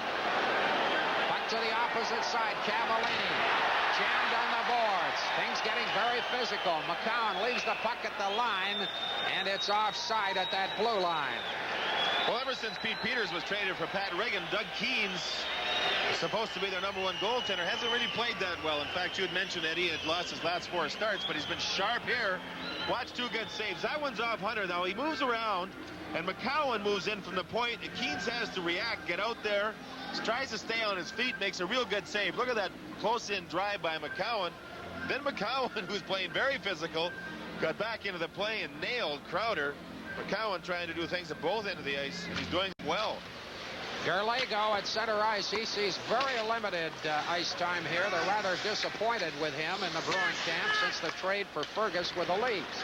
Gerlago coming into center. At the line, drives it high off the boards, intended for Nienhuis. He gets it, takes the shot, and it just evaded Derlago, who was set up nicely in the slot area. Paplitsky makes a move, goes into the corner. Keynes way out of his net, gets it to the opposite side. Patterson with the puck, taps it back, intended for Paplitsky, too far ahead of him. And it's on the attack for Passin. Passin over to Nienhuis, too far ahead of him. Back comes Patterson into center, 2-on-2. Patterson with Otto, tried to drive it through, it hit Otto. And a return for Blum. Blum into center over the line, stops at the blue line, just outside the blue line. And both men going in with him. As a result, were trapped offside. You mentioned Derlago getting traded for Fergus. Fergus has emerged and played very well. One thing about the trade of Derlago, he did not want to leave Toronto, but his salary with the exchange rate increased by $60,000, so it's not all that bad, is it? A little bit of compensation, I would think. Just a little bit. There's a rule with the league, when you get traded, if there's a currency difference between the 2 countries, your salary will stay the same, but it'll go to whichever country has the higher currency. In other words, if you're paid $100,000 in Canadian and you go to the States, you still get $100,000, but only it's in American funds. Courtnall couldn't move around McInnes. Loop streaking on the right side, getting it through, intended for Bears, and he broke in ahead of the play. The puck was delayed. Now, let me further that last conversation. Now, if you get paid $100,000 in Boston and you're traded to Toronto, you still get paid in the American funds. It's whichever is higher at the time. Good look at Eddie Beers. Still not quite quick enough. Doesn't quite have that jump that Eddie Beers has had in the past. For a big man, that's so important. They're still working with him, trying to get him skating better. He's got to get there to make plays. Boy, does he get frustrated sometimes in practice. Conroy for Lube. Puck down the ice. Keys will play it there. Lube was after him, but couldn't grab the puck. Now it's Bears dropping the puck. Peterson off the boards, down the ice. McInnes chasing it, being watched by Courtnall. McInnes turning in his own zone. Courtnall falls. Puck is cleared all the way down the ice, and there's a penalty upcoming here, I do believe, on Conroy.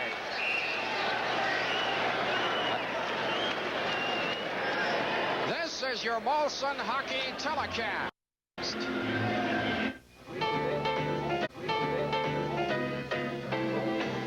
Something before dinner, sir. I'd like half a bottle of Golden. A half bottle, sir? Of Molson Golden.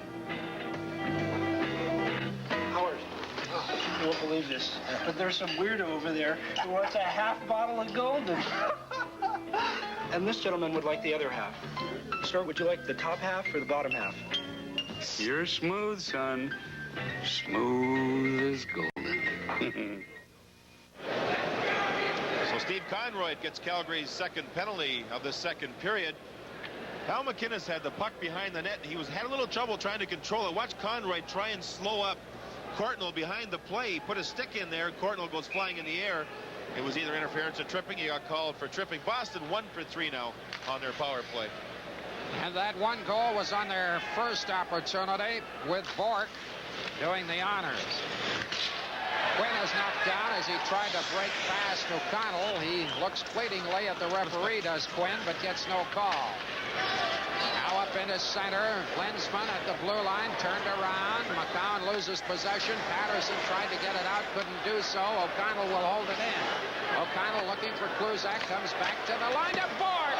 Off the boards. Dangerous territory, high in the air. It's knocked down. Bork at the line, holding it in. Bork trying to get away from a check by Quinn. Put it on the boards. Into the corner. Some jamming there between Crowder and McCown. Crowder back to O'Connell. Couldn't hang on to the puck. 1 minute, 15 seconds left on the penalty. Bork in front of his own net. Gets it to the opposite side. Crowder and Lube breaking up his attempt to get out of the zone. Both Lube and Bozak have looked excellent on penalty killing. Lensman at the line. Lensman stops. Over to Bork. Bork checked by Lube. Puck goes into the corner. Kluzak is after it there along with Crowder. Lube off the boards. Comes back to Bork. Over the other side. O'Connell moves and shoots. And it deflected high and wide. Puck is off the boards. Here's Lensman. Lensman shoots on the short side. And Lemlin makes the stop. 30 seconds left in the penalty. Into the corner. Comes back to the line. O'Connell hangs on to Crowder in the corner. Behind the net. McInnes drives it. Lensman has trouble controlling it. It's into the neutral zone. Heavy action. The defense now for Calgary going to have to try and get a change here. It's been a long shift. A lot of action in front. And by halfway mark of the second period, Boston leading by 1, scored 2-1. Eddie, for Calgary, that's now 15 games where they've only had the lead after the first period only once, and that was in Washington the other night. They were losing 2-1 here after the first. So it's 15. In the last 15 games, they've had the lead after the first period only once. Blum off the boards, behind the net. Baxter gathers it up there, then he falls. Comes back to Tallene, the shot. Lemlin could see it, put it out in front of the net. Oh, what an opportunity for Courtnall, and it deflected wide. Here's Tallene, another good save. Comes back to Courtnall. Jam up in front of that net, and some anxious moments when Calgary gets back to full strength. McDonald into the corner. Elbows went high as he and Tallene almost collided.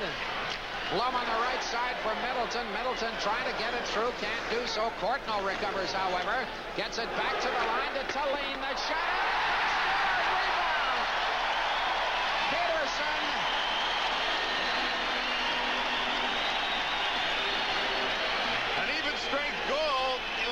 innocent shot. I think Lemlin tried to turn the puck and put it in the corner, and the puck popped back out front. Peterson skates in late and gets the rebound. Just an innocent shot here. Nobody in front. Now Lemlin tries to turn that puck and put it in the corner, and he loses it. It ends up in front. Peterson skates in all alone. Now watch where Peterson skates from. He times the play. Everybody's watching the puck. Look at all 5 people up high. Nobody checks Peterson, just in case of a rebound, and he should have been checked. He wasn't. And it's 3-1 Boston after Calgary had done a great job killing the penalty.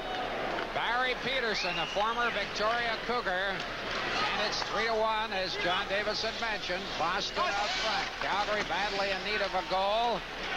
Kaplinski trying to center, can't do so. O'Connell breaking with Burns. Back to O'Connell, tried to steer it through on the opposite side to Marquardt, who was breaking in. Now straight back for Otto. The shot, Kaplinski in the corner, jammed by Kasper. Kaplinski still fighting for possession. Patterson behind the net, tried to leave it for Kaplinski, then chases it. Comes out to the side of the net, and Conroy's shot stopped by Keynes. Good save. You're watching the Flames on 2-7. Howdy. I think that's the expression. Woodward's has it this week all the way from the Douglas Lake Cattle Ranch, and it's exclusive to Woodward's. If you've ever tried this Douglas Lake beef before, you'll know what I'm talking about. Come and get it while it lasts at Woodward's. Look at this. Rump roast cut from Canada A beef, Douglas Lake, $2.45 a pound. And wait till you see the selection of steaks at Woodward's during this Douglas Lake prime beef sale while it lasts. Hey, wait a minute. Woodward's has it all. Tallene and Bloom assisting on the Peterson goal, and he's quite a reclamation project, too. We were very concerned when his career almost appeared to be over last season, J.D. Yeah, I think he's finally getting over the hump about now, Eddie. He's starting to feel better. He started fairly well, then leveled right off, and has been a steady incline, getting better. Lensman to Kluzak. Kluzak breaks out of his own zone, 2-on-2 with Bork. Over to Bork. Good move. Bork shot. The post. Bork hit the post with that drive. Well engineered by Kluzak. It's 3-1. Boston out in front. Comes back to the line to Bork. Takes the shot. Knocked down in the slot area. Calgary looking disorganized in their zone. Comes back to Lensman. He's knocked down by Hunter. Play goes on, and the crowd is rather owly about it. Up into the center ice area. Wilson can't manage to hang on to the bouncing puck. 3-on-2. Lensman over to Kluzak. Kluzak into the corner. Watched by Sheehy. Puck behind the net. Comes to the opposite side. Held in by Blum, the long drive. And it's handled by Suter, who is well turned around, and then cleared by Cavallini to center. The flow has changed immeasurably. Boston really taking over. Portnoy. Suter in the corner. Suter clears it to the line, but not across. Middleton holding it in. Gets it over to Peterson, and a nicely blocked shot by Sheehy. Tallene at the line. Cavallini tries to scoop it. Goes off the boards, and play is offside. But Calgary looking very disorganized at this point in the game. Warming up at 7-Eleven. Coming in, coming out of the cold. You need to pick up a few things, but you don't need that long, cold walk to the supermarket. That's why it's nice to know there's a 7-Eleven right around the corner. Through the cold and through the sleet, there's a little warmth waiting down the street. Walking up at 7-Eleven. Walking up at 7-Eleven. Well, Butch Goring this year wanted to win 25 games at home, play 500 on the road, and that comes to 90 points. But they've been very good at home. They've won 14 and lost only 3, along with 4 ties. Their road record hasn't been that good, and they're playing well at home again tonight. Tallene with Lube on the boards. Puck came loose to Bozak. Bozak trying to cut in, and Keynes makes a stop. Beers couldn't get his stick down. Puck is advanced with a glove, and play is stopped.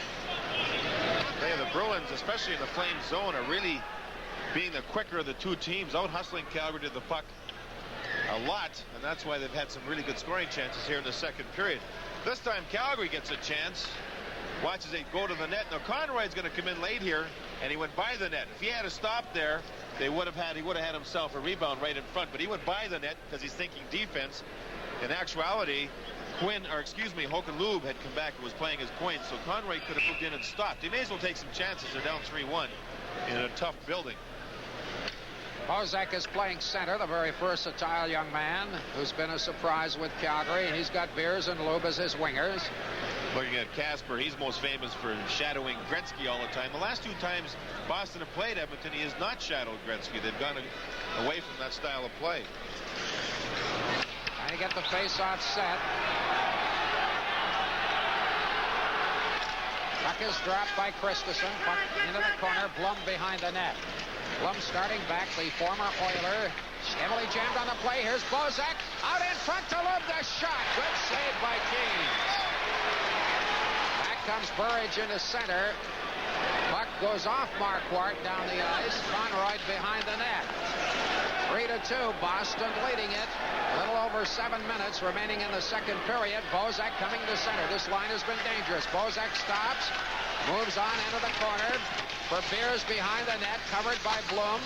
Bozak joins them and the puck is held. There'll be a face-off in the Boston zone. The Flames getting things going a little bit here. You know, if you analyze this game to this point, just over 7 minutes remaining here in the second period, the Flames have not had a rebound shot on Keens to this point. They've got to go in here and look for loose pucks once they get original shots. There's one of the guys the Flames count on to score. You're looking at Hogan Lube. He had 7 shots on goal in Washington 2 nights ago, and he says the key for him right now is the fact that he's healthy. No aches and pains. The back isn't bothering him. The shoulder's not bothering him. Sure says it makes life a lot easier when you can play the game healthy. If you've joined us late, I might point out that Paul Reinhardt, Perry Barazan both have the flu. Risebrough still trying to shake the injury he has, the groin injury, and Bourgeois is out because of the numbers game with 8 defensemen. Crom into the corner for Quinn. Quinn put it up the slot area. McCowan holds it in, takes the shot. Keane saw it all the way, but almost faltered on it. Back to the line, up into the center ice area. A chase for the puck there. Nienhuis couldn't get at it.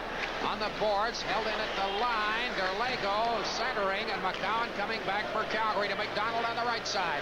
McDonald put it into the slot. Knocked down, cleared. Suter going back. 2 Bruins watching him closely. McCowan fires it in behind that net. Taken there by Curran. Now it's Crom moving into possession. And Keens makes the save. McCowan shot. Keens covering up on the short side. Calgary putting on pressure. Quinn with Derlego on the ropes. Going in deep is McCowan. McCowan trying to get it through. McCowan still chasing that puck. Very aggressive. Into the slot to Crom, and it deflected high over top the net. What a chance. McCowan again with that puck. Back to the line of Conroy. They score! I'll tell you what, great work by this line, but give Jamie McCowan credit. He did it all. He got out, found a loose puck, moved it back, got in position. There's Crom with the original shot that was deflected over top. Now watch McCowan. He's the one that hustles to that loose puck that I was talking about. Now he gets everybody going towards him, and he sets it up back to the point, and it goes through everybody. McDonald may have deflected that in off the goal post. That's the first time this game they've had real good pressure. They put people in front of the net. They've gone after loose pucks, and they score a goal. McDonald getting credit for the goal from McCowan and Conroy at 14:03, so he did deflect in front. Certainly was in position to do so. The 16th goal of the season. It's 3-2. 5 minutes, 40 seconds left in the second period. 3-2, Boston leading Calgary. And Calgary certainly came back with a vengeance. Kluzak over on the far side. Held in by Blum. Goes to Kluzak in the corner. Puck on the boards, overskated by Otto. Courtnall couldn't get it away.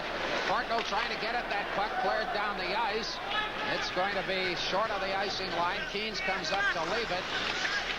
And a long pass into center for Linsman. Linsman tried to deflect, wasn't successful. Sheehy right back in. Calgary down by 1 goal. 5 minutes exactly remaining in the period. Lube into the corner. Linsman will break 2-on-2 for Boston. Linsman going in with Crowder. Comes over the line. Gets it back to O'Connell. Bozak falls as he got the puck loose. Conroy with Beers. Veers into the corner. Veers behind that net. Hit heavily by Bork. O'Connell turning for Boston as the pace quickens. Up into center for Crowder. Tried the pass for Courtnall. Loeb breaks that one up. High off the glass. Goes into the zone. And play is called at the Boston blue line.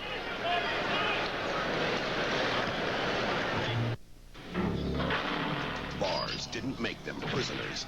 Whatever doesn't kill me makes me stronger. Escape couldn't set them free. Engineers do not just club. Two desperate men I'll kill you, man. battle fate and a runaway train for their lives, their freedom, Now, man, we're free. and each other. Runaway Train, starring John Boyd, Eric Roberts, and Rebecca De Mornay from Cannon. Starts Friday, January 17th at a Cineplex Odeon Theater near you.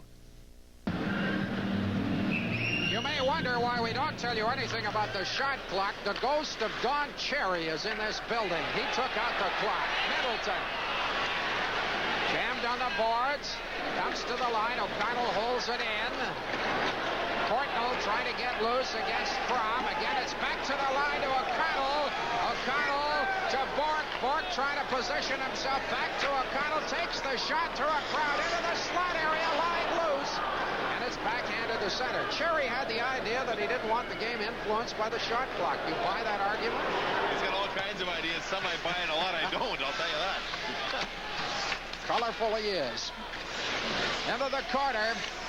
Real scramble for the puck, primarily with Peterson and Crom, and finally it's frozen there. Face off to the right of Keynes. In that game in Washington, before the game, Bob Johnson made a deal with his players. Anybody that tips a goal in and gets that deflection goal, he was going to buy dinner for. Now, Danny Quinn, if you remember, tipped that shot in from Al McInnes. And Bob Johnson owes him a dinner because of it, and I hope it's not a fast food restaurant or anything like that. You know, actually, Johnson took his coaches out for dinner not too long ago. He says, I want to get back to the basics, he said, so he took him out to Wendy's. That's going out to a basic restaurant. All right. Right. Puck comes in as center, but Kiddes is there. Conroyd watches carefully. Puck is off the boards, and they're going to call it. Keynes playing very well. He was not very confident. I talked to him Monday when I was here to cover the Edmonton game, and he said he just hadn't been playing well. In this particular game, he has. He's made that initial save, which has certainly helped. When he was picked up from Los Angeles on waivers, the price was $100. What a buy. There's the backup, Pat Riggin. Traded here this year from Washington. Keynes coming sharply out of the net. Hunter into the corner. He is bumped. Some real work along the boards. Wilson trying to get away. He falls, puts it out in front. There's a penalty upcoming here as Wilson was hauled down by Burridge. And Curran and Hunter, a couple of heavyweights, are looking at each other. Cavallini and Casper have a little exchange. And now Blum comes in to have a look at Cavallini.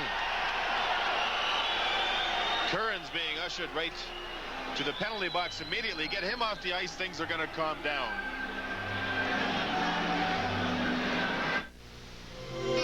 Canada. If you wanna keep it light, here's what you do. Campus Canada. We've got just the right light. Beer for you. Coors Light, just the right taste. The flavor, smell, or the weight is right. You can't miss with a cold Coors Light. Just put it on it. You can't miss with a silver bullet. Coors Light Beer.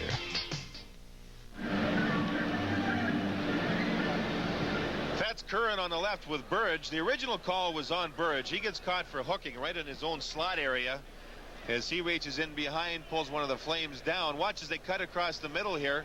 Burridge is going to reach in with a stick right there and knocks down one of the players. Then Hunter got involved with Curran. Immediately they got sent. There you see them going at each other. Two tough characters. So it's a hooking penalty to Burridge.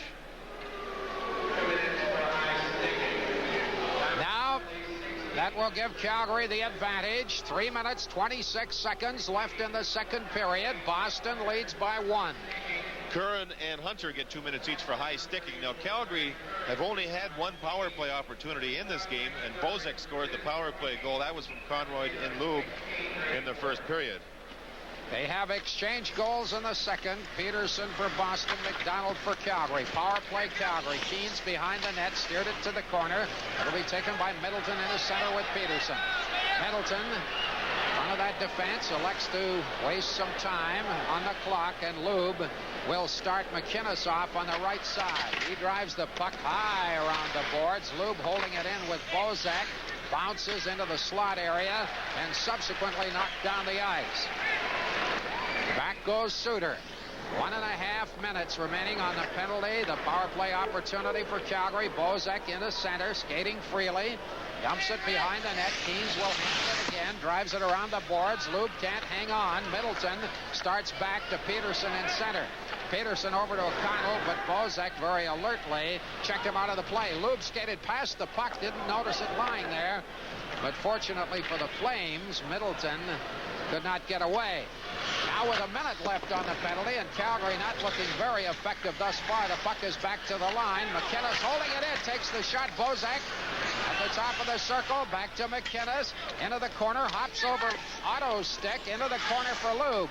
Lube moving in at the side of the net. Otto tried it. Bozak got it back to Otto, and again it's knocked down the ice. 35 seconds left. We've got a cross-checking penalty coming up ahead to Bozak. It was way behind the play. Way behind the play.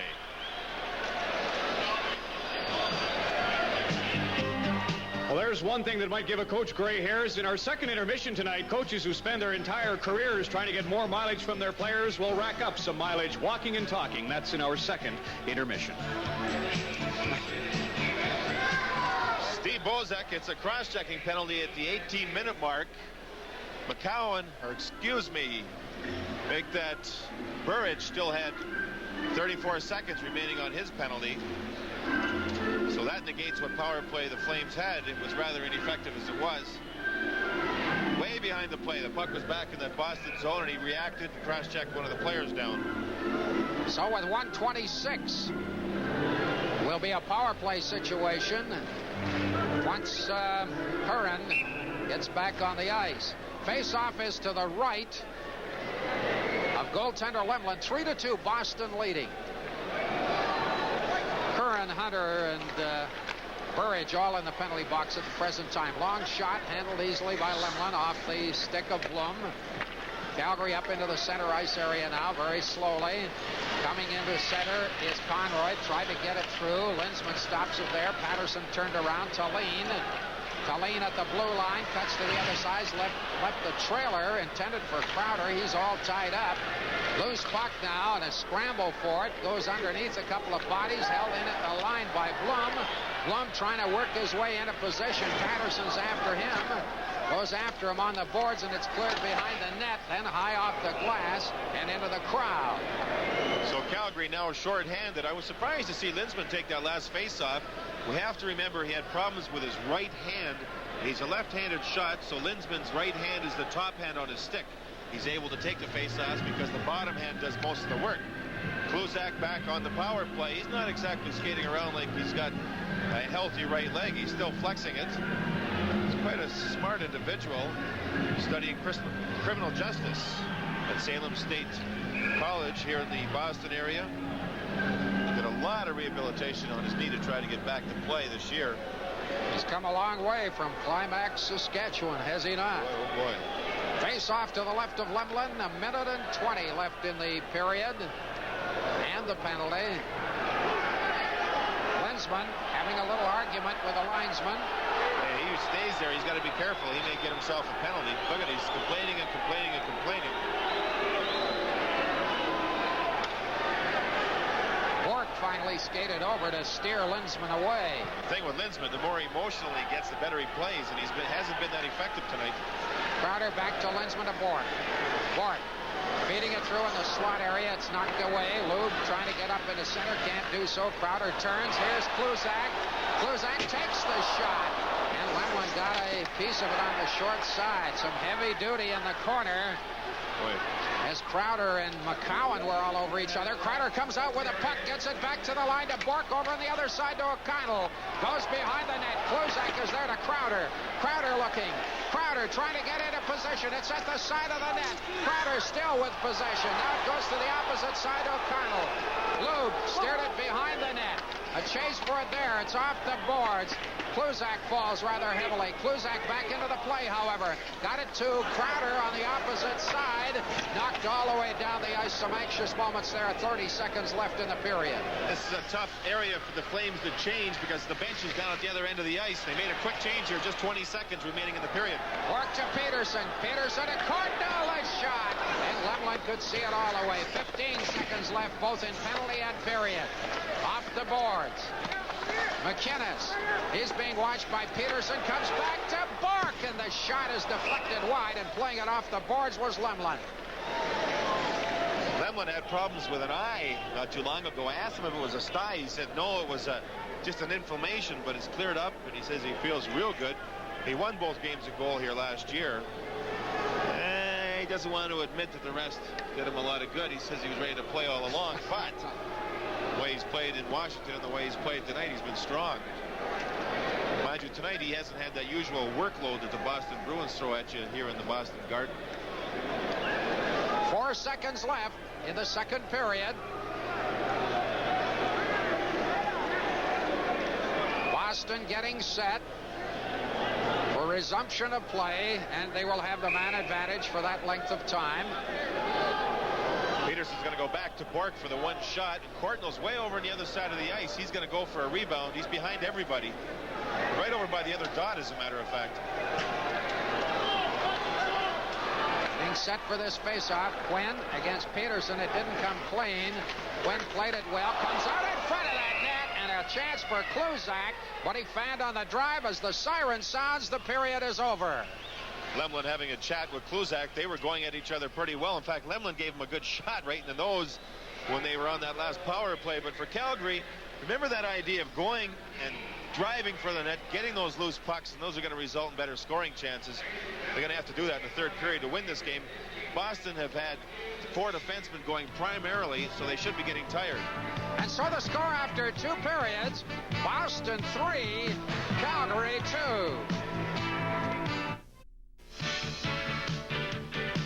Barry Peterson for the Bruins with his 14th. Lanny McDonald is 16th on the season. In response for Calgary, it's Boston 3-2 after 2 periods of play here at the Boston Garden tonight. Well, during our first intermission, we showed you how the coaches communicate around the NHL. Now in our second intermission, here's a lesson on how they commute behind the bench from one end to the other. On that power play 5-on-3, remember, we had a guy there, we had a man there, we had our third man here when the puck was over on this side. We got to have the third man on the side of the puck. So if it's over here, then all we do is this. And we go into the umbrella. Got the long change now this time. Be careful of the long change. We most likely only got a change on, or is that stoppage of play, but if on the fly, make sure that last defenseman coming off. But what's the matter? We'll go better, Gordy. Through the history of the NHL, 174 different men have paced behind benches. Men with different backgrounds, but with the common aim. All have paced, planned, waited, and hoped.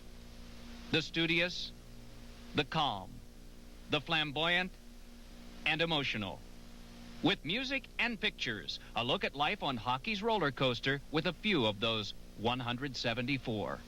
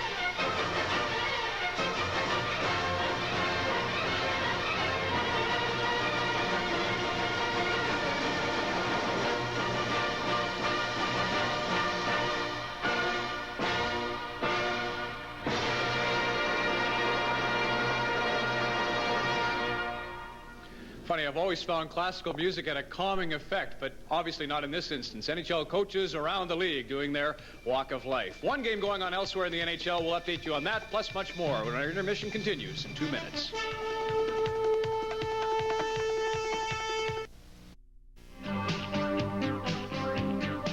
Games in which Boston has had the lead after 2 periods. They have won 15 times. They have that lead now. After 40 minutes of play at the Garden tonight, it's the Bruins 3 and the Calgary Flames 2.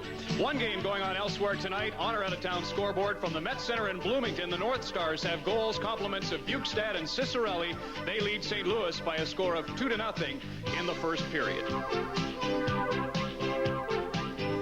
Our next telecast is next Wednesday, January 22nd. The Calgary Flames return home to the Olympic Saddle Dome, where they will play host to the New Jersey Devils at 7:30. Join us Wednesday from the Saddle Dome live on 2 and 7. 2 periods of play here, and of course Boston leading by a 3-2 score. There are some aspects of the game, not the least of them being that both clubs seem to be sitting a few players out. They're relying almost on 4 defensemen on both teams. Both teams, exactly. It is kind of interesting. I am convinced that McCowan's playing every second shift, at least every second shift, and playing well. Both teams, the Boston Bruins in a tight game like this, normally go with 3 lines. Calgary, I thought, might go more with 4. Since Boston's going with 3, Calgary's doing the same thing, and you're right, they're relying on few people. Well, Calgary, with their scoring opportunities, they're still talking about the fact, I mean, everybody in the world seems to be after John Ogrodnik. Obviously, the Wings want too much for him, but I believe that there's a player in the system that all of a sudden the Flames are getting excited about, their own system. Well, they are. We had a talk with Cliff Fletcher today, and we all asked him about the idea of getting Ogrodnik, and he told us flatly that the rumor was basically started by Jimmy Devellano about being a blockbuster trade happening. He says he's not going to trade 5 players. There's no way in the world he would upset the team's chemistry. He said that he would like to get Ogrodnik if he could work out some kind of a deal that made sense to both teams. The player you're talking about is Bobby Hull's son, Brett, who is playing at the University of Minnesota Duluth. He was a 6th-round draft choice in 1984, and Al McNeil just spent some time watching him play, and Al McNeil is excited. He said he's a pure goal scorer, and he does lack experience, but maybe this year when college is all finished, he might join the Flames, and with any luck for the Flames, provide them with a little bit of pure goal scoring.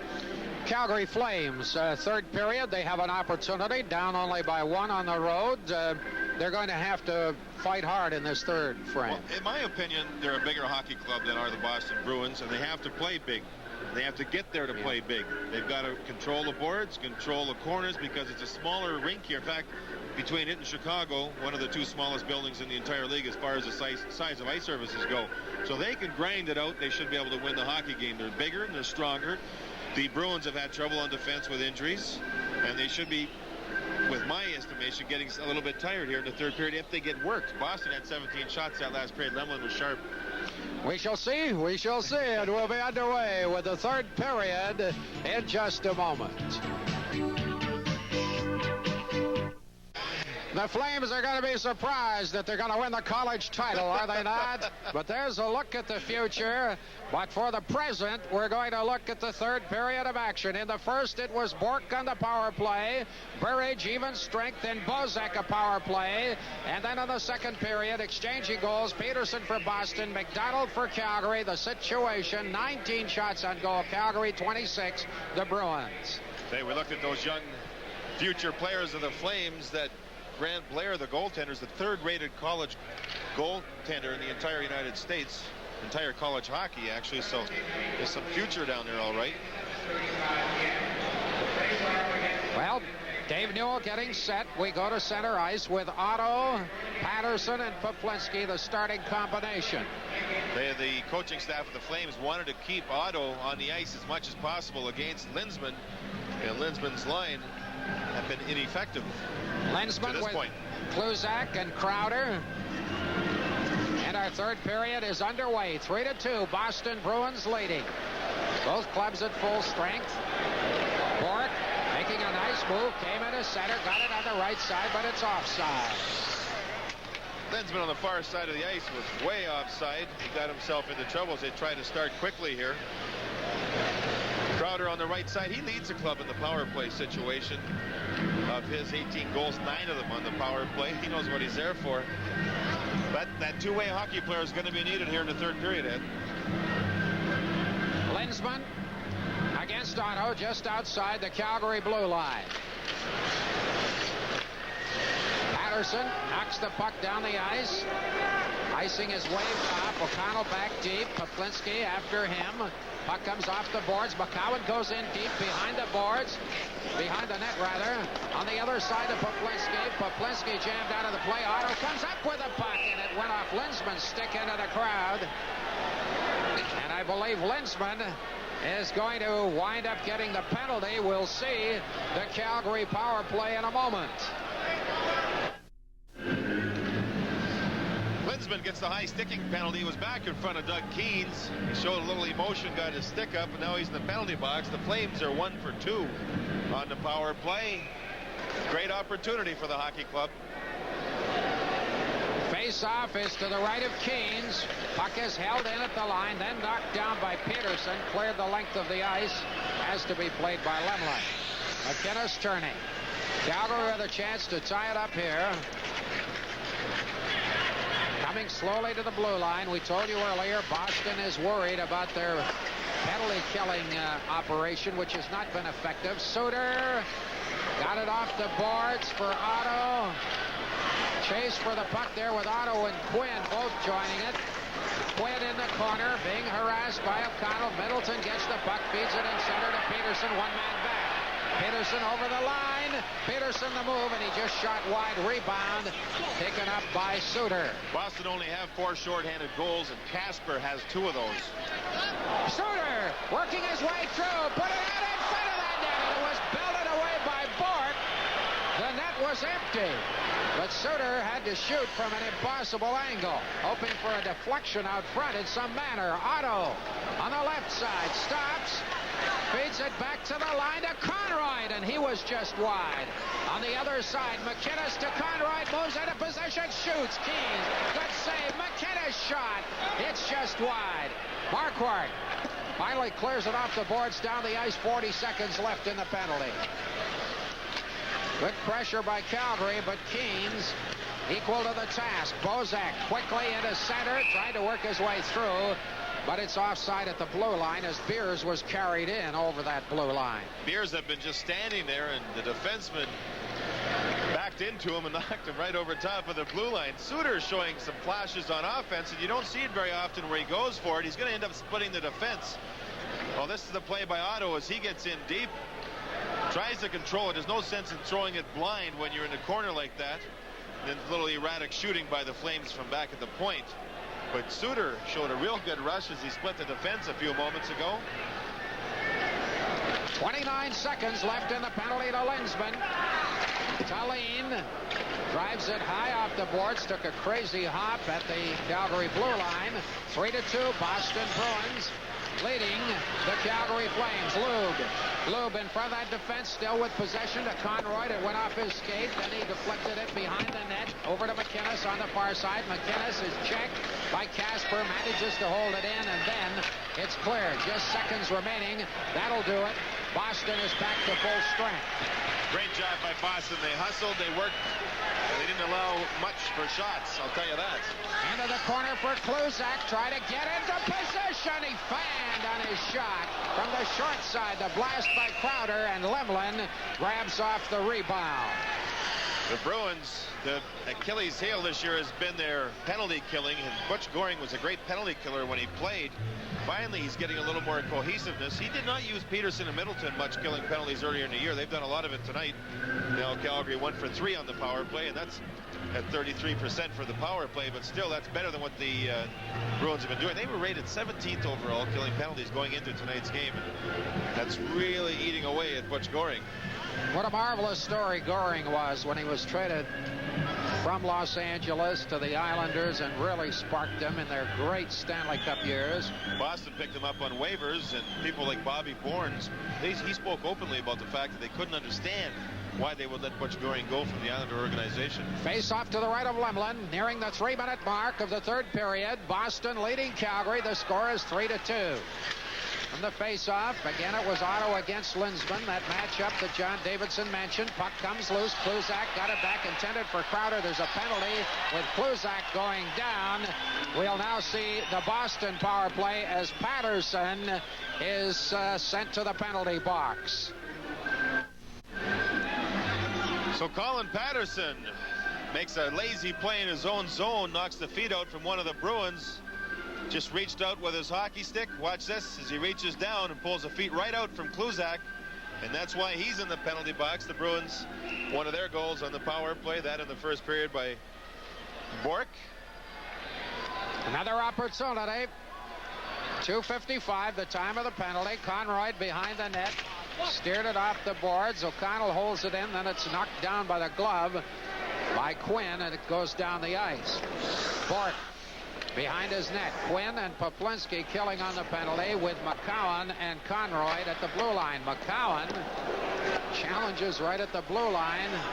Flames staying up high despite being short-handed. Poplinski looking for the chance here, thinking offense. Poplinski trying to move his way into possession. It's knocked off his stick, and now Middleton returns. Here's a chance. Gets it over to Courtnall, and it's checked away by Quinn at the last moment. Could have been very dangerous. Well, Poplinski had the puck. He tried to control it as long as possible. Sometimes that'll make the other team draw penalties. That's what he was trying to do. McCowan around the boards. O'Connell holds it in at the line, gets it on the other side to Bork. Poplinski chasing him. Puck into the corner behind the net. Conroy high in the air, down the ice, and straight to Keynes. Now less than a minute left on the penalty to Patterson of Calgary. Bork starting slowly at his line. Boston Bruins lead by 1. Lube intercepts the pass, knocks it down the ice. Lube and Bozak have been very aggressive in penalty killing in both the games we have telecast, Washington and here. Up in the center, Suter at his line, knocked it down. Crowder turns in the center ice area for Tallane. Kluzak on the left side, he is checked. Lube with a loose puck, drives it back to center with 20 seconds left. Crowder over to Kluzak, the shot, rebound! And it just went past the net. Had to make a good save. Blum. And the rebound was just wide. Comes back to the line, Tallane, and it's cleared by Sheehy down the ice. That should kill the penalty. Behind the net, Blum, and Calgary is back to full strength. Blum starting off for Boston. Long pass for Crowder into the corner. Hemlin waits for it to arrive, taps it away. Burridge against the front of the net, and it was almost cleared right out in front by Patterson. By accident, Patterson chasing that puck with O'Connell, comes loose, comes back to Quinn, moves in, takes the shot, blocked by Tallane. Has a good close-in chance for Quinn, but it didn't get past the Boston defenseman. Here's a race. Marquardt going into the corner, taken out. Behind the net, Burridge trying to center. Burridge can't do so, still showing lots of drive. He lifted it through for Casper, who's taken off the puck by McDonald. Some great checking going on here. Back to the line, not quite across. Now McDonald knocks it to center. Bork returns. Nearing the 6-minute mark of the third period, 3-2. Boston leading. Cavallini in the corner. He's bumped by Tallane very heavily. McCowan joins it. Casper back to O'Connell, the shot, and it was deflected wide. Oh, and trying to clear. Quinn hit his own play. McDonald comes back to Bork. McDonald can't clear it out of there. Bork takes the shot. It hit McCowan. Back comes McDonald. McDonald with a 3-on-3. Comes to the line. Feeds it to Cavallini. Trying to get it through. To McDonald. Couldn't do so. Marquardt. There's a break over the line. He drove it in. And then it was cleared down the ice by Conroy. And in this instance, the Calgary Flames will be called for icing. The face-off going back into the Calgary zone. With 14 minutes remaining to play in the second period, Cicerelli has scored his second goal, and North Stars on a pretty good roll. And here it's 3-2. Boston leading Calgary. Up in the center comes Sutter. Over to the right side, Suter takes the shot on the short side. And again, he was dangerous, showing some offensive capabilities, but that clearing pass by McInnes was just outside the blue line. Of course, Al McInnes is always noted for having the big shot. He says his shot production, which is sitting at about 120 right now, he figures that was what it was going into tonight's game. He figures that's about 100 shots down from last year's pace at this time last year. He ended up last year, Eddie, with 259 shots. Gretzky had the most at 358 shots on goal.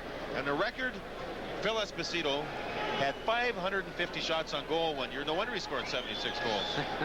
But McInnes feels he's got to shoot the puck more. His production's down because of it. And you don't really hear that talk around arenas anymore about the big shot of Al McInnes. Last year, everybody talked about it. Teams were feared, afraid of it. Puck goes into Boston territory. Blum in the corner. Skitters along the top of the boards all the way out in the center. And then is knocked down by Crowder, who is bumped by Otto.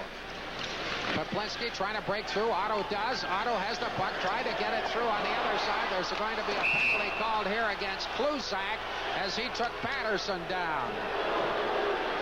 It's your choice at Macklin Ford. Buy or lease. Buy the Escort Pony, just $73.73. Or lease only $132 per month. Buy or lease at Macklin Ford. So Kluzak's in the penalty box, and this was a nifty little play by Otto to dump the puck off here to Patterson. There it is.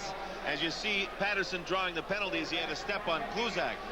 Moments ago, Patterson was in the penalty box. This time he makes the other team draw a penalty. It's a hooking call on Kluzak, but a nifty little play by Otto to pop the puck over to the other side of the ice and make Kluzak take the penalty. Calgary with one power play goal tonight. Calgary with the big boys on the ice, Hunter and Cavallini, and you know where they're going to go if the puck goes back to the point. So O'Connell and Bork are going to have their hands full of trying to move those two fellas out from in front. Wilson centering against Peterson. Points being played by Suter and McInnes. Wilson gets the draw, has trouble finding it in his skate. McInnes over to Suter. Suter takes the shot, deflected out front by Cavallini. Loose puck. And Cavallini couldn't get turned around. He had Bork all over him. Suter, he's stopped by Peterson. Puck goes all the way down the ice. Peterson on the break, going into the corner. McInnes gets back quickly. Peterson still controlling that puck. Peterson doing a great job into the corner. McInnes is after him. Gets it back. The shot is into the crowd. The shot by Bork. And there's a minute 27 left on the penalty to Kluzak. Well, that killed off 33 seconds for the Bruins. Barry Peterson stripped Suter way up back at his own blue line, then controlled the puck and controlled it. Used some muscle and some smarts. He used his feet. He did everything properly. Watch him along here. He goes in behind, and he's going to be hit by two guys. Two guys are going to be on him. He's still going to control it. He's using his feet. He's using his arms. Everything properly along the boards here. And just a super job by Peterson as he's not knocked down. 33 seconds, Barry Peterson killed by work. You see where he used his feet there? When his stick was tied up. Good play by the former Victoria Cougar. Quinn facing off with Casper. Puck goes into the neutral zone. McDonald after it up the left side. Marquardt is after him. They shove their way into the corner. McConnell joined by Quinn. Quinn gets the loose puck around the boards to McInnes. Back to Suter. Suter fakes the shot. Gets it to McDonald at the side of the net in the corner.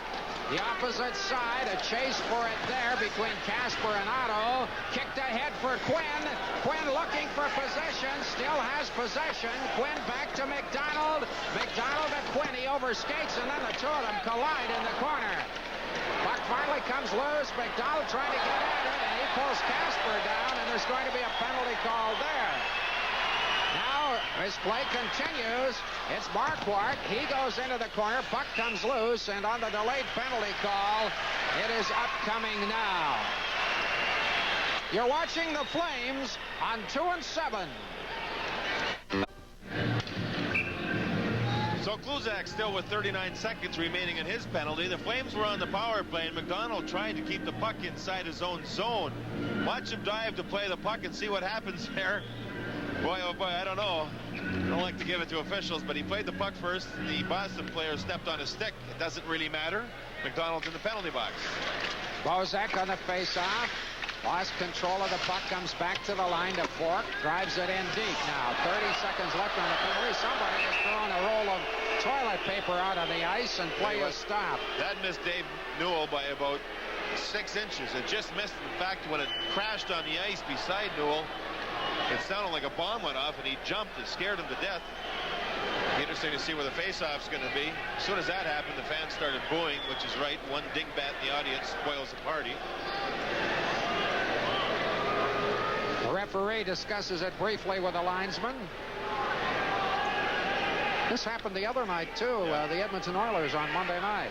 I can remember one game in here, the Rangers playing Boston, and John Ferguson behind our bench, and Swede Knox was skating down to get the puck for an icing call, and Fergie was mad, and he threw the water bottle, and he nailed Swede Knox right between the eyes. They had to slow that one down, too. He wasn't even aiming for him. He just threw it in disgust. Fergie was a tough guy behind the bench. She steers it to the boards. He's being chased there by Crowder. Lube coming up into center with a 3-on-2. Lube over on the other side to Bozak. Bozak takes the shot. Oh, a fine save by Keynes. That was an interesting shot because the defenseman was right on Bozak when he shot it. And I don't think Keynes could quite see where the puck came from. Now watch the defenseman go up towards Bozak and watch the shot come off the stick. And then Keynes was a little handcuffed by it. It almost went through him. But he stayed on his feet. Originally made a good save. Look at Keynes. He stayed up. He found the puck and he stayed with it and then covered it up. That was a tricky play. Much trickier than what it originally looked like. He's a very relaxed individual. For Pat Reagan, the backup goaltender, game day, you can't even talk to him. Keynes is always relaxed. He's one of those guys, nothing bothers him. Klozak with 15 seconds on his penalty. McDonald with 1:37 remaining. Puck into the corner. Quinn after it there. Little shoving on the board between Tallene and McCowan. And they were getting their fists up and their sticks up.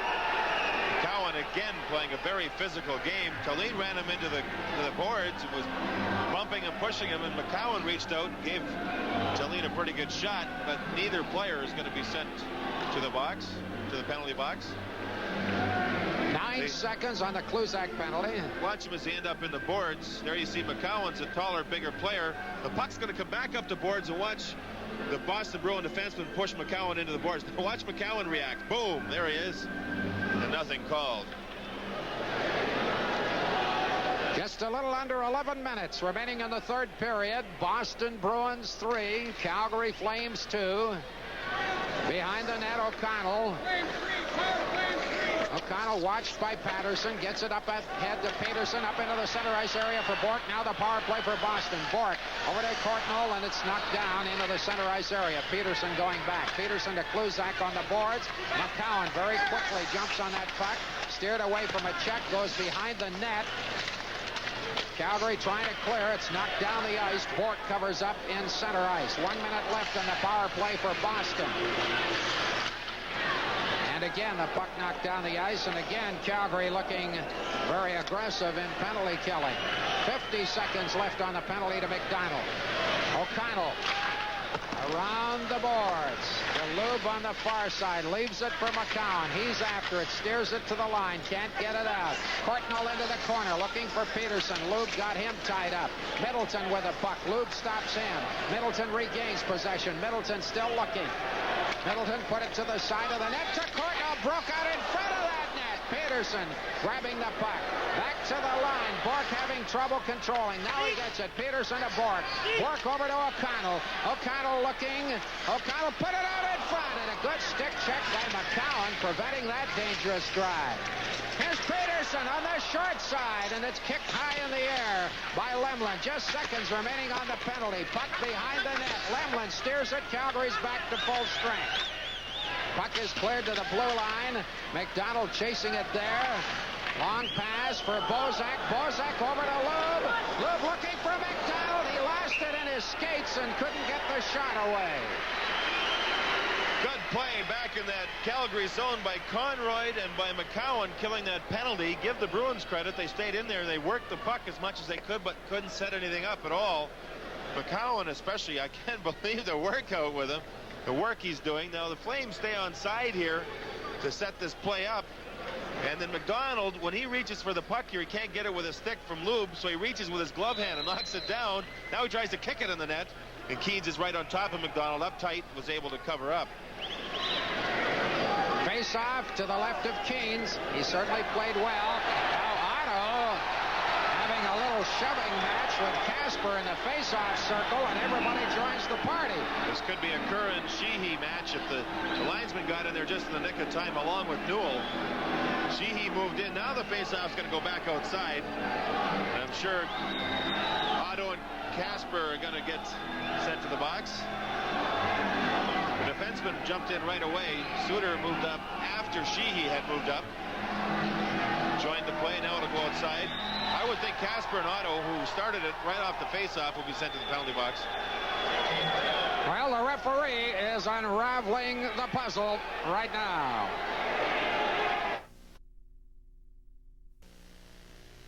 So Casper and Otto in the penalty box. The official call is high sticking. Watch here as they push and shove. You'll see the sticks come up. Look at the linesman trying to get in there and break that up before anything serious happens. Now see Sheehy's in there. As soon as he joined it, that meant officially the face-off goes right outside the blue line. Suter drives it in deep. Curran off the boards. Crowd getting very excited now. Curran on the opposite side. Crowder. Suter back into the corner. Crowder can't get past him. Sheehy after the puck. It goes all the way down the ice. It's going to be chased by Blum. Keens comes out of his net to steer it into the blue line area. Now Sheehy trying to get through. Couldn't do so. Wilson turning. Being harassed by Crowder. Wilson stops. Still has the puck to Suter. The shot. Save. Lube. Side of the net. Turns. Gets it to Cavallini. Tried to center. And there's a scramble there. Now a partial break for Linsman, but Cavallini comes back quickly. Linsman falls. Got turned all around. Didn't fall, actually, but he got turned around. Couldn't get the shot away. Cavallini was the only player back. Both defensemen were in tight. Suter had tried to cheat. Cavallini did a good job breaking that up. Now we're going to have some other calls here. O'Connell or make that Linsman and Lube are going to go to the penalty box. In the neutral zone, they were sparring with each other. Linsman and Lube. Linsman's been ineffective in this hockey game. When he played Monday against Edmonton, he was the best Bruin on the ice by far. I hope you meant the best Flame, do you? Okay. 11, what is that? 11:48. The time of those penalties.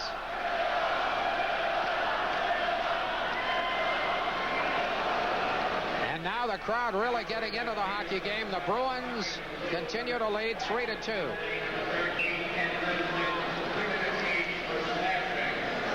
I think they're yelling Miller here. Miller's their toughest player on the Bruin team, and he hasn't seen a shift that I can remember. He didn't play a shift Monday night either. Haven't seen him in action at all. O'Connell going behind his net. Off the boards, all the way down the ice. Lemlin will play it. Courtnall watching McInnes. Puck is deflected into the center ice area. O'Connell goes back. O'Connell with the lead pass. Off Courtnall's skate into the corner. Conroy gets to it quickly. Up ahead to Quinn. Calgary down by a goal. McDonald trying to reach that pass that was deflected, and Bork returns for Boston. Bork clearing it to the blue line. McInnes looking, tried to feed it through, couldn't do so. Here's Middleton, side of the net. Turns behind the net and then pass to Courtnall, who was not in possession. O'Connell takes the shot, deflected out in front. It wasn't moving very fast, but it was dangerous nonetheless. Crom can't get away from Bork. O'Connell up ahead to Courtnall. His blind pass taken by Crom. Crom turning for Calgary. Comes to the line, the shot. Keens, no problem. Bork starting back up in the center. Good pace. Gets it over to DeLego, making one of his infrequent appearances. Goes to the opposite side. A chase on the boards there. Poplitsky can't get it out. Held in by Kluzak. Kluzak, the back pass is intercepted by Bozak up ahead of Poplitsky. Poplitsky 3-on-3 takes the shot. Rebound. And Patterson's drive was over top the net. Poplitsky taken out heavily on the boards. Loose puck by Bozak. Comes out to Poplitsky in the slot. Couldn't get a shot away. He centers and then takes a hit from Blum. And the puck is cleared down the ice. 6.5 minutes remaining. It's short of the icing line. Suter coming back for Calgary. Up ahead in center for Poplitsky. Leaves it for Bozak, who was cut off by Middleton. Derlego turns. Derlego loses control. Taylene. Hunter is after the puck. behind the net. At the side of the net, they bang away at that puck, and it hopped over the stick of Conroy. Here's a race. Courtnall is there, and Lemlin got it back just over the blue line. Middleton has to wait for Courtnall to get onside, then play. The puck is out of the playing area. So with less than 6 minutes remaining, Boston still up by 1. So, Eddie, that first goal of the game scored by Courtnall, they took it back, did not allow the goal. He has not scored. His streak of scoring a goal in at least 7 straight games in jeopardy. 5:50 left here in the third period. Play, a puck at the side of the net taken by Wilson. A little carelessness by Bork in his own zone, and Wilson had the opportunity on the short side, although Keynes had it well covered. Kerry Wilson, who the coaches consider the best face-off man on the team right now, got back and harassed Bork somewhat. Bork lost it. Keynes, a smart play. He was alert, kept his skate up on the inside of that goal post and kept the puck out, kept the puck from sneaking in that short side. Well, the original face-off artists are chased out, and it's Burridge losing the draw. Comes back to McKinnis. Goes around to the opposite side. Marquardt on the boards. They work for it. Conroy off his skate. Takes the shot. Good save out in front of that net. Good save by Keynes. Off Conroy to 3-on-2. Boston with Casper looking for Burridge. And his stick went flying through the air. He couldn't get it down on the puck. Back comes Wilson. Wilson at the line. It's knocked down, and McKinnis goes back into his own zone. Time becoming a factor. A little more than 5 minutes remaining. Boston leads it 3-2. Wilson holding it in the zone. Goes behind the net. Crom will chase it there. Crom working for that puck over to Lube. Lube moving into possession. Backhand drive. Didn't have much on it, but Keynes had to be in position. Wilson leaves it for McCowan. McCowan stared it out front. Couldn't get the shot away. Now Suter into the corner. It's grabbed out by Wilson. Put it in the fray out front. Suter into the corner. Calgary with all sorts of pressure here. Curran doesn't have a stick, the defenseman, and he's holding and grabbing, doing everything. There's another stick flying across the ice, and finally the puck is held. Curran, number 34 for the Bruins, was in front of the net, and at that time Crom was trying to get into position. Curran without a stick. His stick was behind the net, was holding on to Crom. It was as close to tackling as you're going to find, but play went on. Interesting how the Flames are working here. Boston hanging on. The Bruins trying to keep those good shots away from the Flames that kept the play to the outside. Curran's got a mark on his left cheekbone there. The other night he got into a fight with McSorley from Edmonton. McSorley got thrown out, gross misconduct for gouging. I talked to Curran this morning, and Curran told me it wasn't gouging. He bit me, he said. He bit me on the cheek, and you could see the mark on Curran's left cheek, and he showed me, and you can see the teeth marks, so I have to believe him. Strange way to play hockey. Well, it was like a scrum. Everybody was wrestling. The linesmen were on top of him, and McSorley got involved. That wasn't the official call, but that's what Curran told me. Here's a break for Courtnall. Courtnall over the line, shoots, and Lemlin came out, played the angle well, made the save. Long lead pass for McDonald. Goes into corner, and he centered it across the goal mouth. There was nobody with him. Back goes McKinnis. In the meantime, there's something occurring behind the play.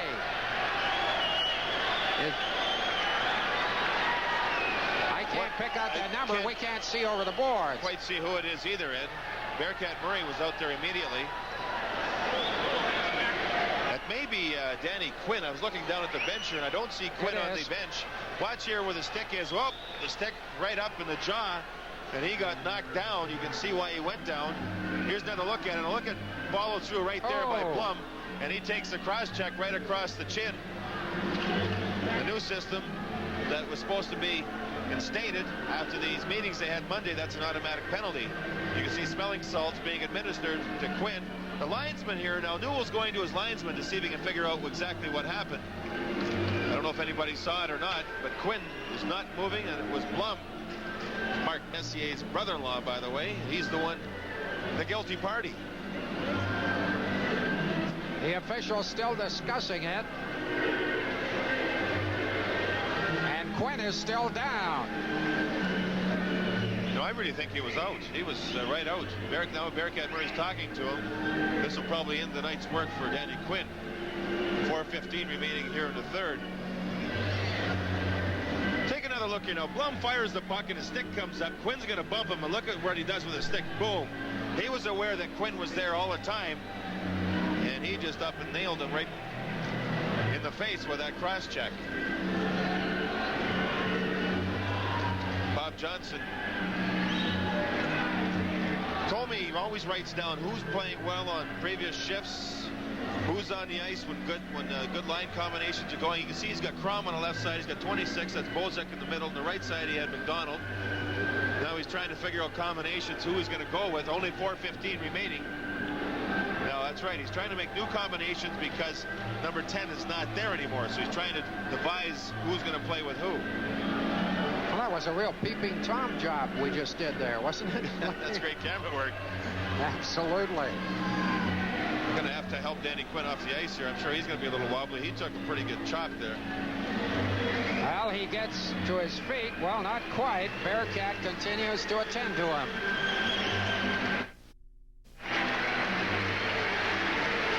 Dan Quinn, very woozy as he comes off the ice, supported by trainer and teammate. And there's no penalty posted. One thing Newell did was he did go and ask his linesmen if they had seen it. And I saw the one linesman, Bateman, just shaking his head. I'm sure he was saying, no, I didn't see it. At least Newell went to try and find out. Quinn looks like he's good. I don't know why they don't take him to the dressing room. They've kept him on the bench to this point. He's just leaning up against the post there, and he's really not sure of where he is. Bearcat Murray did a pretty good job with Jamie McCowan. After the second period in Washington, McCowan had to get some oxygen. He was sick, violently sick. He had no energy left, yet he came out and played a good third period. Now Quinn's going to be helped across the ice. And McCowan says he's feeling better tonight with that flu bug. Good, nice round, warm round of applause here from the They're fans. good hockey fans. Real good hockey fans here. Went across the ice. That'll be it for the young center tonight. Obviously. 4 minutes, 15 seconds remaining. Boston leads 3-2. They have to be worried about Quinn, whether the concussion comes into play now, and I'm sure they'll have the doctors in the dressing room look after him immediately, and if it has to be, he'll spend the night in the hospital where he can certainly be watched more carefully. Well, Calgary goes on to Detroit for Saturday afternoon, and then Toronto Sunday night. Bork behind the net to Middleton on the boards. It's up the ice. Peterson going in with Courtnall. Peterson tried to get in close, lost control of the puck behind the net. Courtnall is after that puck, put it into the goal crease. And a save by Wilson, who comes back quickly for Calgary. Wilson at the blue line. He's stopped by O'Connell. Back into center comes Courtnall. Courtnall stops, put it to the wing, and McInnes will turn for Calgary. 3.5 minutes. Middleton with a puck, put it into the corner. McInnes is there. McInnes watching. Linsman has just come on the ice. Takes the puck, shoots. Good save. Rebound. Bounces high in the air. Close call. Back to the line to Blum. A good save. Rebound. And it hit the outside of the net, and then Lemlin covers up. That long shot by Blum, it sort of handcuffed Lemlin, and he just batted the puck out of the air, which was a good save. And then when Crowder came in to put the puck in the open side, he was tackled by Conroy, and the puck hits the outside of the net. The original shot's going to be taken from the point as Linsman sets it up. There's a save by Lemlin. Now there's all kinds of scrambling. This is a play previous to that. Look at Lemlin working to get across, stay on his feet, keep his balance. He does it well. Now here's the long shot. Watch Lemlin. He just bats it out of the air. Look at Conroy do the job on Crowder. Good job, and Lemlin also recovered really well on the play.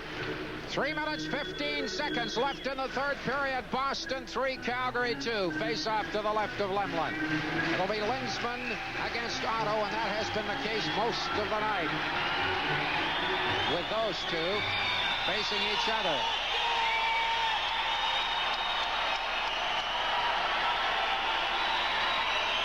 Otto turns around, comes back in. Draw comes back to Kluzak. Behind the net, Lemlin off the boards, intended for Poplinski. Blum held it in momentarily. Poplinski starting off, up into the center ice area. McCowan, it bounced off his glove, back into center and down the ice.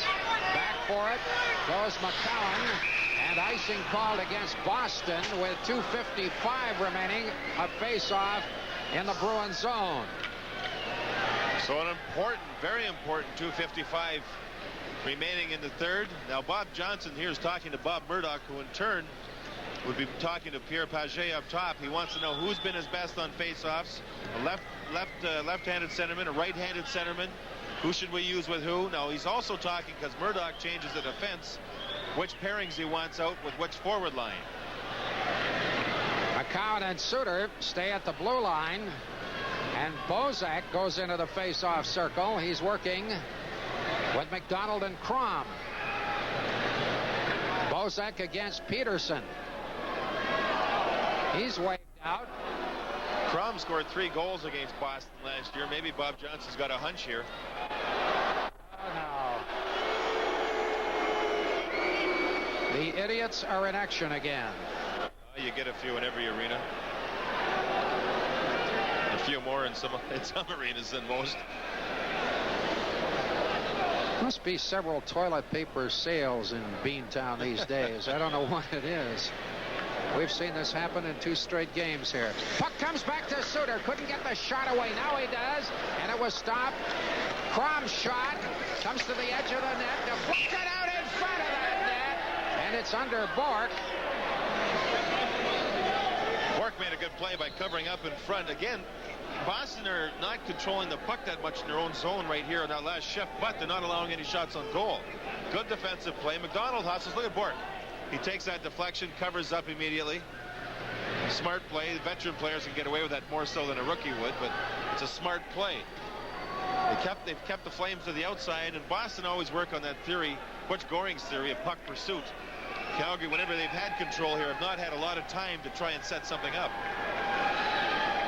Peterson now against Wilson as Calgary makes the change with Cavallini, Wilson, and Lube up front. Face off to Bork, put it around the boards, held in by McCowan, high off the glass into the corner. Wilson is after it there. McCowan will hold it in. Wilson gains possession, knocked down in front of the net by O'Connell, who starts Middleton off, and that's stopped by Suter with 2 minutes 25 seconds remaining. Now it's Bork. Long drive behind the net. Lemlin tees it up for Suter, who drops it behind the net for Lube. Lube stopped by Middleton in the corner. Middleton gaining possession. Cavallini has it now. He falls heavily. Here's Middleton. Put it out in front. Just missed Courtnall. Wilson. Long pass into center. A little over 2 minutes remaining. McCowan turning at his own line. McCowan to Cavallini. Skips past him. Goes down the ice. Bork off the boards, held in by Lube. Lube moving into possession, put it out in front. Cavallini couldn't get it, the puck, he fell.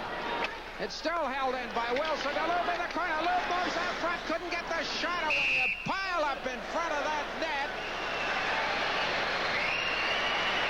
Okay, let's go downstairs to Ron McLean. Perhaps he can tell us how Danny Quinn is at this point.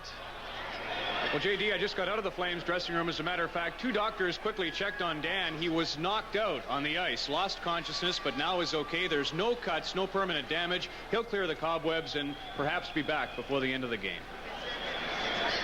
Well, I might be surprised. 1:41 remaining. At any rate, that's good news with regard to Quinn. It was a pretty severe check, as you saw on those excellent replays. Boy, that last little flurry there, Lube had the puck, and Al McInnes had broken in on the right side, and Lube didn't see him. As the defensemen are joining the play as much as possible here. 1:41. Both teams have their timeouts remaining. Neither have used one. Lemlin remaining solidly at his net. Now, Barry Peterson was the Bruins' best face-off man by far until he had his unfortunate problems with his shoulder and arm. It looks like they're using him here. This is the 3rd successive face-off he's taken in that zone, this time against Joel Otto. Otto gets the draw. Now it's Peterson clearing it to the line, but not across. Goes into the corner for Otto. Otto stepping around to check. McDonald trying to hold it in. Middleton knocks it down, clears it to McInnes. 1 minute and 29 seconds remaining. Comes to McDonald. McDonald off the glass. Bork going back deep. Puck is held in by Otto. Otto in the corner, off the boards for Conroy. Middleton bounces it high. Here's a 3-on-2. Courtnall on the right side. Gets it back for Peterson. Back to Courtnall. And it was checked by Lemlin, who did a great job. Back for McDonald on his off wing. Stops. Takes the shot out in front of the net. Cavallini couldn't get at it. Puck rolls down the ice. 56 seconds remaining. Back goes Conroy. Icing called with 53 seconds left. Out comes Rejon Lemlin. Bob Johnson has called timeout here. It was interesting. That puck was iced down. It was going to be a shot on goal. The puck flipped up and started rolling on its edge. And as it rolled on its edge, it curved wide of the net. What would have been a shot on goal, and the puck in the Flame zone ends up being an icing call. The faceoff will be in the Boston zone, and it gives the Flames, with 53 seconds remaining, a chance to try and set something up. So a break there as far as the Flames are concerned. Sort of a hockey version of the Argonaut bounce, isn't it? That's about it, yes. I should say. Well, Bob Johnson giving out his instructions. He diagrams it all the way. 53 seconds left, and the net empty. Calgary down by the 3-2 margin. Where's Boston in the meantime? They have lots of conversation going with Butch Goring. Well, Goring was a defensive player, of course, and then he had an opportunity to learn from both Bob Pulford, who coached him in Los Angeles, and Al Arbor, who coached him for years in the island. And there was lots of situations where, of course, the Islanders were so smart, did so well at it, protected 1-goal lead. Now, Lemlin is on the bench. 6 attackers up for the Flames. They'll leave 2 men back. That's McInnes and Suter. Otto on the faceoff. And it's looks like Linsman is going to take it. Now, he's a left-handed draw, so he's taking the faceoff on the left side. If it was the other side of Keens, it would be Peterson. Face-off will be to the left of Keens. And the crowd giving support to their beloved Bruins here. 53 seconds away from a possible victory. Otto against Linsman. Very important face-off, of course, with that Calgary net empty. The draw goes into the corner. Chase for it there. McCown trying to get it against the boards. Bozak does. Comes bouncing down to the blue line. Here's Casper over the line. Fakes the shot. And then he hit McInnes. Shoots, and he's wide of the target that time. However, 35 seconds left. McCown trying to get it through. Can't do so. McInnes up ahead to Bozak. He steers it in. Puck goes in our corner. Chase there by Bozak. Goes to the opposite side to Suter. Suter turning. Tried to get it out front. Couldn't do so. It's off the boards and down the ice. 18 seconds left. McInnes to Suter. Pass is to Bozak, and play is stopped in the center ice area. It's going to be offside as McCowan was right straddling the blue line, but he had lifted up his left skate, which left his right skate over the blue line. He gets called, and it's offside. O'Connell had lost his stick in that Bruins zone, and Bork made a great play by blocking the pass coming from the corner, and Boston were able to control it and get it out of the zone. Now Butch Goring is going to take a timeout to give his key defensive players, who's Casper and Crowder, Bork, and O'Connell, a chance to get some rest here. Now watch here, right here. See, O'Connell's lost his stick. Now everybody positions themselves in front. The pass is going to come back out of the corner, and Bork's going to break it up by getting down and blocking it. Look at Bork and his teammates try and control that pass. Then they got control of it and got the puck out of the zone. But with O'Connell losing the stick, the Bruins were fortunate they got away with it. Well, with 12 seconds remaining and the face-off in the neutral zone, the Flames now will be sorely tested. It's one of these situations where you still got enough time if you dump it in quickly. Looks like Lemlin's going to go back in. He's going to stay just inside the blue line for the face-off. If Calgary wins the face-off, they'll go to the bench immediately. He's about 25 yards from the bench. He positions himself, as a matter of fact, so he can head directly to the bench. He's not squared to the face-off at all. Big face-off again. And again, it's Peterson. The thing here, if Wilson draws it back, that means they're going to have to gain the center ice before they can throw it in. Now they get it to the line. Puck is backhanded into the Boston bench. 7 seconds remaining. Courtnall is on the ice, and he still has that streak going. 7 seconds left, and that's all he's got left if he doesn't score. There's an empty net looking at him, and I can imagine what's going through his mind right now.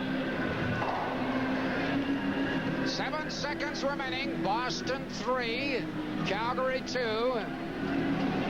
They vitally need that face-off. Otto's got to go ahead with it. Just bang it ahead, and everybody's got to go full force. Lemlin's back on the bench. There's 6 people out there. Just go straight ahead with it. Go for it. Boston, the people away from the face-off circle are going to have to try and hold up those players. Again, like the football line, not let them go through. Otto against Casper. Some over-anxiousness. And now Casper and Otto get their sticks up, and they're waved out. Or are they? Just Casper. Otto remains. And he'll do it now against Bork. From the face-off, puck comes back into center, hops over McInnes' stick. That could do it. He tries the long shot, and the game is over. It's a pretty good hockey game, a grinding game, but the Flames were unable to penetrate that slot area of the Boston Bruins. Only one time they went after a loose puck, and they got a goal out of it. Other than that, Boston, give them credit. The checking in their own zone was real good. And that's basically, I think, why they beat the Flames. They did a good job in their own zone. And Keen's made those original saves, and that's all he had to make.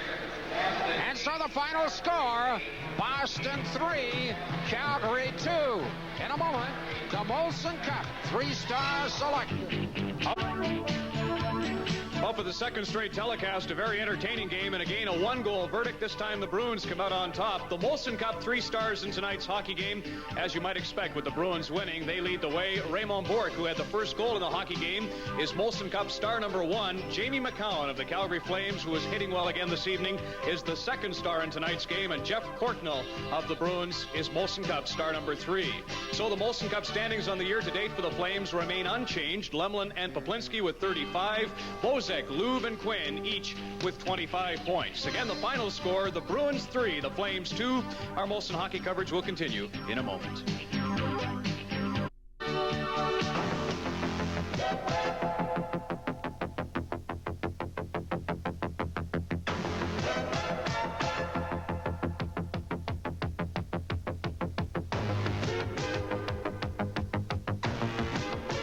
Flames on 2 and 7, brought to you by Molson, North America's oldest brewery with nearly 200 years of brewing excellence.